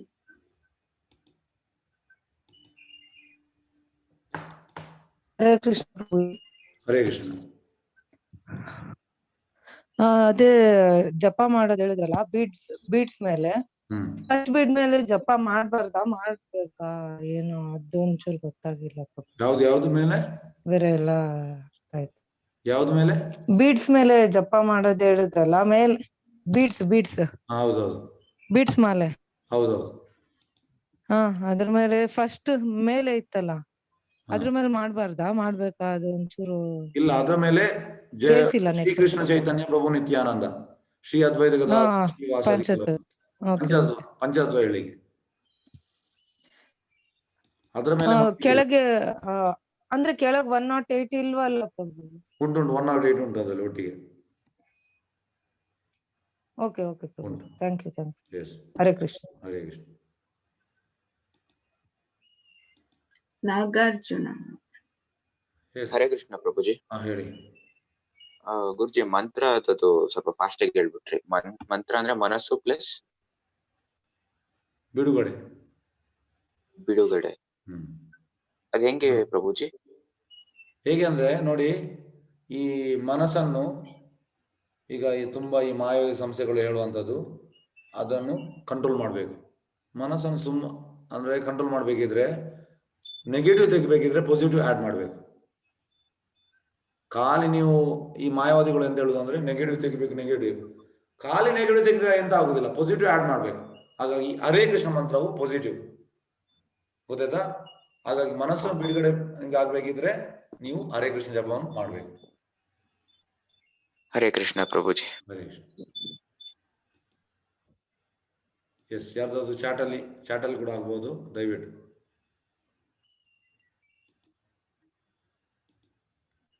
ಹರೇ ಕೃಷ್ಣ. ಯಾವ್ದು ಪ್ರಶ್ನೆ ಉಂಟಾ? ಕೃಷ್ಣ ಚೈತನ್ಯ. ಎಸ್, ಶ್ರೀನಿವಾಸ್ ಅವರನ್ನು ಅನ್ಮ್ಯೂಟ್ ಮಾಡಿ. ಎಸ್, ಹೇಳಿ ಸರ್. ಹರೇ ಕೃಷ್ಣ. ಯಾವ ಕಾಲದಲ್ಲಿ ಜಪ ಮಾಡಬಹುದು ಅಂತ ಹೇಳಿದ್ರಿ. ಜನನ ಮತ್ತೆ ಮರಣ ಸೂಚಕ ಧರ್ಮದಲ್ಲಿ ಜಪ ಮಾಡಬಹುದು ಸರ್? ಯಾವಾಗ ಬೇಕಾದ್ರೂ ಮಾಡಬಹುದು, ಜಪಕ್ಕೆ ರೂಲ್ಸ್ ರೆಗ್ಯುಲೇಷನ್ ಇಲ್ಲ. ಓಕೆ. Yes yes. ಪ್ರಭುಜಿ, ಏಕಾದಶಿ ಏನಾದ್ರೂ ಹೇಳ್ತೀರಾ ಪ್ರಭುಜಿ? ಮಂಡೇ ಇದೆ ನೋಡಿ, ಮಂಡೇ ಏಕಾದಶಿ, ಎಲ್ಲರೂ ಏಕಾದಶಿ ಹಿಡೀರಿ. ಯಾಕೆಂದ್ರೆ ಏಕಾದಶಿ ಕೃಷ್ಣನಿಗೆ ತುಂಬಾ ಇಷ್ಟ. ಏಕಾದಶಿ ಅಂದ್ರೆ ನಿಮ್ಗೆ ಸ್ವಲ್ಪ ಮಾಡಿದ್ರೆ ನಿಮ್ಗೆ 1000 ಪಟ್ಟು ಬೆನಿಫಿಟ್. ಹಾಗೆ ದಯವಿಟ್ಟು ಗ್ರೇನ್ಸ್ ತಿನ್ಬೇಡಿ ಏಕಾದಶಿ ದಿವಸ. ಈ ಸೈನ್ಸ್ ನೋಡಿ, ನಮ್ಮ ಕೃಷ್ಣ ಅಂದ್ರೆ ಈ ಸೈನ್ಸ್ ಹೇಳುವಂಥದ್ದು, ಏಕಾದಶಿ ದಿವಸ ನಾವು ಒಂದು ವೇಳೆ ಗ್ರೈನ್ ತಿನ್ನದಿದ್ರೆ ಎಂತಾಗ್ತದೆ ಅಂದ್ರೆ ಅನ್ವಾಂಟೆಡ್, ಈಗ ನಮಗೆ ರೋಗ ಎಲ್ಲ ಬರ್ತದಲ್ಲ, ಅದು ಅನ್ವಾಂಟೆಡ್ ಎಷ್ಟೋ ಸೆಲ್ಸ್ ಕ್ರಿಯೇಟ್ ಆಗ್ತದೆ, ಅದರಿಂದ ನಮಗೆ ರೋಗ ಬರುವಂತೆ. ಏಕಾದಶಿ ನಾವು ಉಪವಾಸ ಮಾಡೋದ್ರಿಂದ ಅದೆಲ್ಲ ಸಾಯ್ತದಂತೆ, ಮತ್ತೆ ನಮಗೆ ರೋಗ ಬರುವುದಿಲ್ಲ. ಹಾಗಾಗಿ ಇದು ಸೈನ್ಸ್, ನಮ್ಮ ಶಾಸ್ತ್ರ ಹೇಳುವುದಲ್ಲ, ಸೈನ್ಸ್ ಹೇಳುವಂಥದ್ದು. ಹಾಗಾಗಿ ಸೈನ್ಸ್ ಅಲ್ಲಿ ಕೂಡ ಏಕಾದಶಿ ಇಂಪಾರ್ಟೆನ್ಸ್ ಅವರಿಗೆ ಗೊತ್ತುಂಟು. ಹಾಗೆ ದಯವಿಟ್ಟು ಎಲ್ಲರೂ ಏಕಾದಶಿ ಹಿಡಿಯಿರಿ. ತುಂಬಾ ಅಂದ್ರೆ ತುಂಬಾ ಕೃಷ್ಣನಿಗೆ ಇಷ್ಟವಾದ ದಿವಸ ಏಕಾದಶಿ.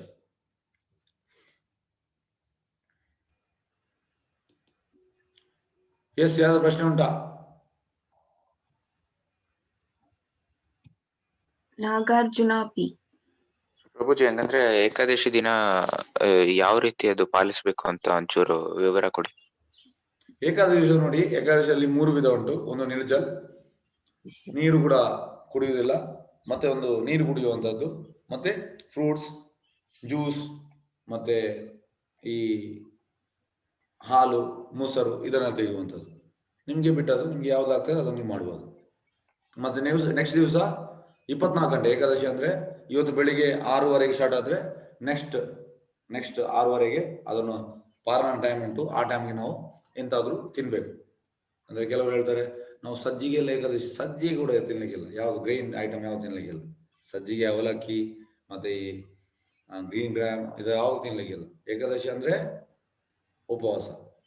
S, okay. ಈಗ ಇದ್ದಾರೆ, you have taken examples of only foreigners who took Krishna ಪ್ರಜ್ಞಾ, no one from India. Why? ಯಾಕೆಂದ್ರೆ ನೋಡಿ, ನಾವು ಫಾಲೋ ಮಾಡುವಂಥದ್ದು ಪಾಶ್ಚಾತ್ಯ ದೇಶದವರನ್ನು. ಯಾರಾದ್ರೂ ಯಂಗ್ಸ್ಟರ್ಸ್ ಅನ್ನು ನೋಡಿ, ಈಗ ಭಾರತದವ್ರು ಮಾಡಿದಾರೆ ಅಂದ್ರೆ ಅವನಿಗೆ ಕೆಲಸ ಇಲ್ಲ ಅಂತ ಹೇಳ್ತಾರೆ. ಆ ಪಾಶ್ಚಾತ್ಯ ದೇಶ ಮಾಡಿದಾನ, ಹಾಗಾದ್ರೆ ನಾನು ಮಾಡ್ತೇನೆ. ಇದು ನಮ್ಮ ಟ್ರೆಂಡ್. ತುಂಬ ಮಂದಿ ಇದ್ದಾರೆ, ದೊಡ್ಡ ದೊಡ್ಡ ಸೈಂಟಿಸ್ಟ್ ನಮ್ಮ ಕೃಷ್ಣ ಪ್ರಜ್ಞೆಯಲ್ಲಿ ಇರುವವರು ತುಂಬ ಮಂದಿ ಇದ್ದಾರೆ, ಉನ್ನತ ಮಟ್ಟದವರು. IIT ಸ್ಟೂಡೆಂಟ್ಸ್ ತುಂಬ ಮಂದಿ ಇದ್ದಾರೆ. ಈಗ ನಮ್ಮ ಪ್ರೆಸಿಡೆಂಟ್ ಅವರು IIT ಸ್ಟೂಡೆಂಟ್, IIT ಕಾನ್ಪುರ್.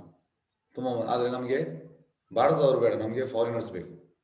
ಮತ್ತು ಅದರಲ್ಲಿ ಕೆಲವು ಭಾರತದವರು ಕೂಡ ಇದ್ದಾರೆ, ಈ ಫ್ಯಾಷನ್ ಡಿಸೈನರ್ ಮತ್ತು ಟೊರಂಟೊ ಅಲ್ಸ್ಪಾದ್ ಅವರೆಲ್ಲ, ಅವರು ಭಾರತೀಯರು, ಅವರ ಹೆಸರು. ಆದರೆ ಹೆಚ್ಚಾಗಿ ನಾವು ಫಾಲೋ ಮಾಡುವಂಥದ್ದು ಪಾಶ್ಚಾತ್ಯ ದೇಶದವರು. ಇದು ನಮ್ಮ ಎಂತ ಹೇಳೋದು, ಭಾರತೀಯರಿಗೆ ಇದೊಂದು ಈಗ ಯಂಗ್ಸ್ಟರ್ಸ್ಗೆ ಪ್ರೆಸೆಂಟ್ಲಿ.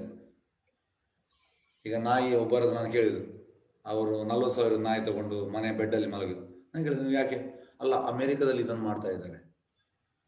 ನಾನು ಹೇಳಿದೆ, ಅಮೆರಿಕದವರು ಬೆಡ್ಡಲ್ಲಿ ನಾಯಿಯಲ್ಲಿ ಇದು ಎಂತಂದ್ರೆ, ನಾನು ಹೇಳಿದೆ ಅಮೆರಿಕದಲ್ಲಿ ನಾಯಿಯನ್ನು ಹೊರಗೆ ಹೋಗುವಾಗ ಆ ಮಲ ಕೂಡ ಅವ ಅಲ್ಲಿ ಮಲ ವಿಸರ್ಜನೆ ಮಾಡಿದ ನಾಯಿ ಅವ ಇದರಲ್ಲಿ ಪೇಪರಲ್ಲಿ ತೆಗಿಬೇಕಂತೆ, ನ್ಯಾಪ್ಕಿನಲ್ಲಿ. ನೀವು ತೆಗಿದ್ದೀರಾ? ಇಲ್ಲ, ಭಾರತದಲ್ಲಿ ಇದಿಲ್ಲ. ಭಾರತದಲ್ಲಿ ನಾವು ಆಗಿ ಬಿಡ್ಬೋದು. ಜನರಿಗೆ ನೋಡಿ ಎಂತ ಇದು ಅಂದ್ರೆ, ಭಾರತದಲ್ಲಿ ಅಮೆರಿಕದಲ್ಲಿ ನಾಯಿಯನ್ನು ಹೊರಗೆ ನೀವು ಬೆಲ್ಟಲ್ಲಿ ಕೊಂಡೋಗುವಾಗ ಅದು ಮಲ ಮಾಡಿದ್ರೆ ಅದು ಕೂಡ ತೆಗಿಬೇಕು, ಹಾಗೆ ರೂಲ್ಸ್ ಉಂಟು.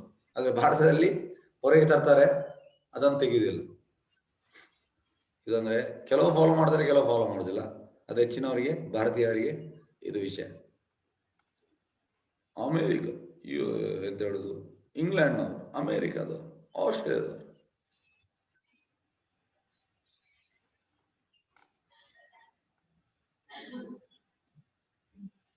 ಎಸ್, ಯಾವ್ದಾದ್ರು ಪ್ರಶ್ನೆ ಉಂಟಾ? ಹರೇ ಕೃಷ್ಣ.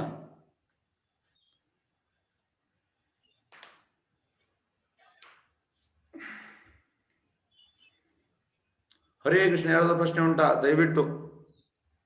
ಕೃಷ್ಣ ಚೈತನ್ಯ ಇಲ್ವಾ ಪ್ರಶ್ನೆ?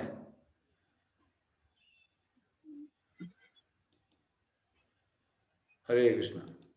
ಯಾರ್ದಿಲ್ವ ಪ್ರಶ್ನೆ? ಮುಕ್ತಾಯ ಮಾಡುವುದಾ? ಇಲ್ಲ ಪ್ರಭುಜಿ, ಯಾರು ಪೋಸ್ಟ್ ಮಾಡಿಲ್ಲ. ಎಸ್, ಒಂದು ಚಾಟಲ್ಲಿ ಬಂತ? ಓಕೆ. ವಾಂಚಕಲ್ಪತರು ವಿಶ್ಯ ಕೃಪಾ ಸಿಂಧು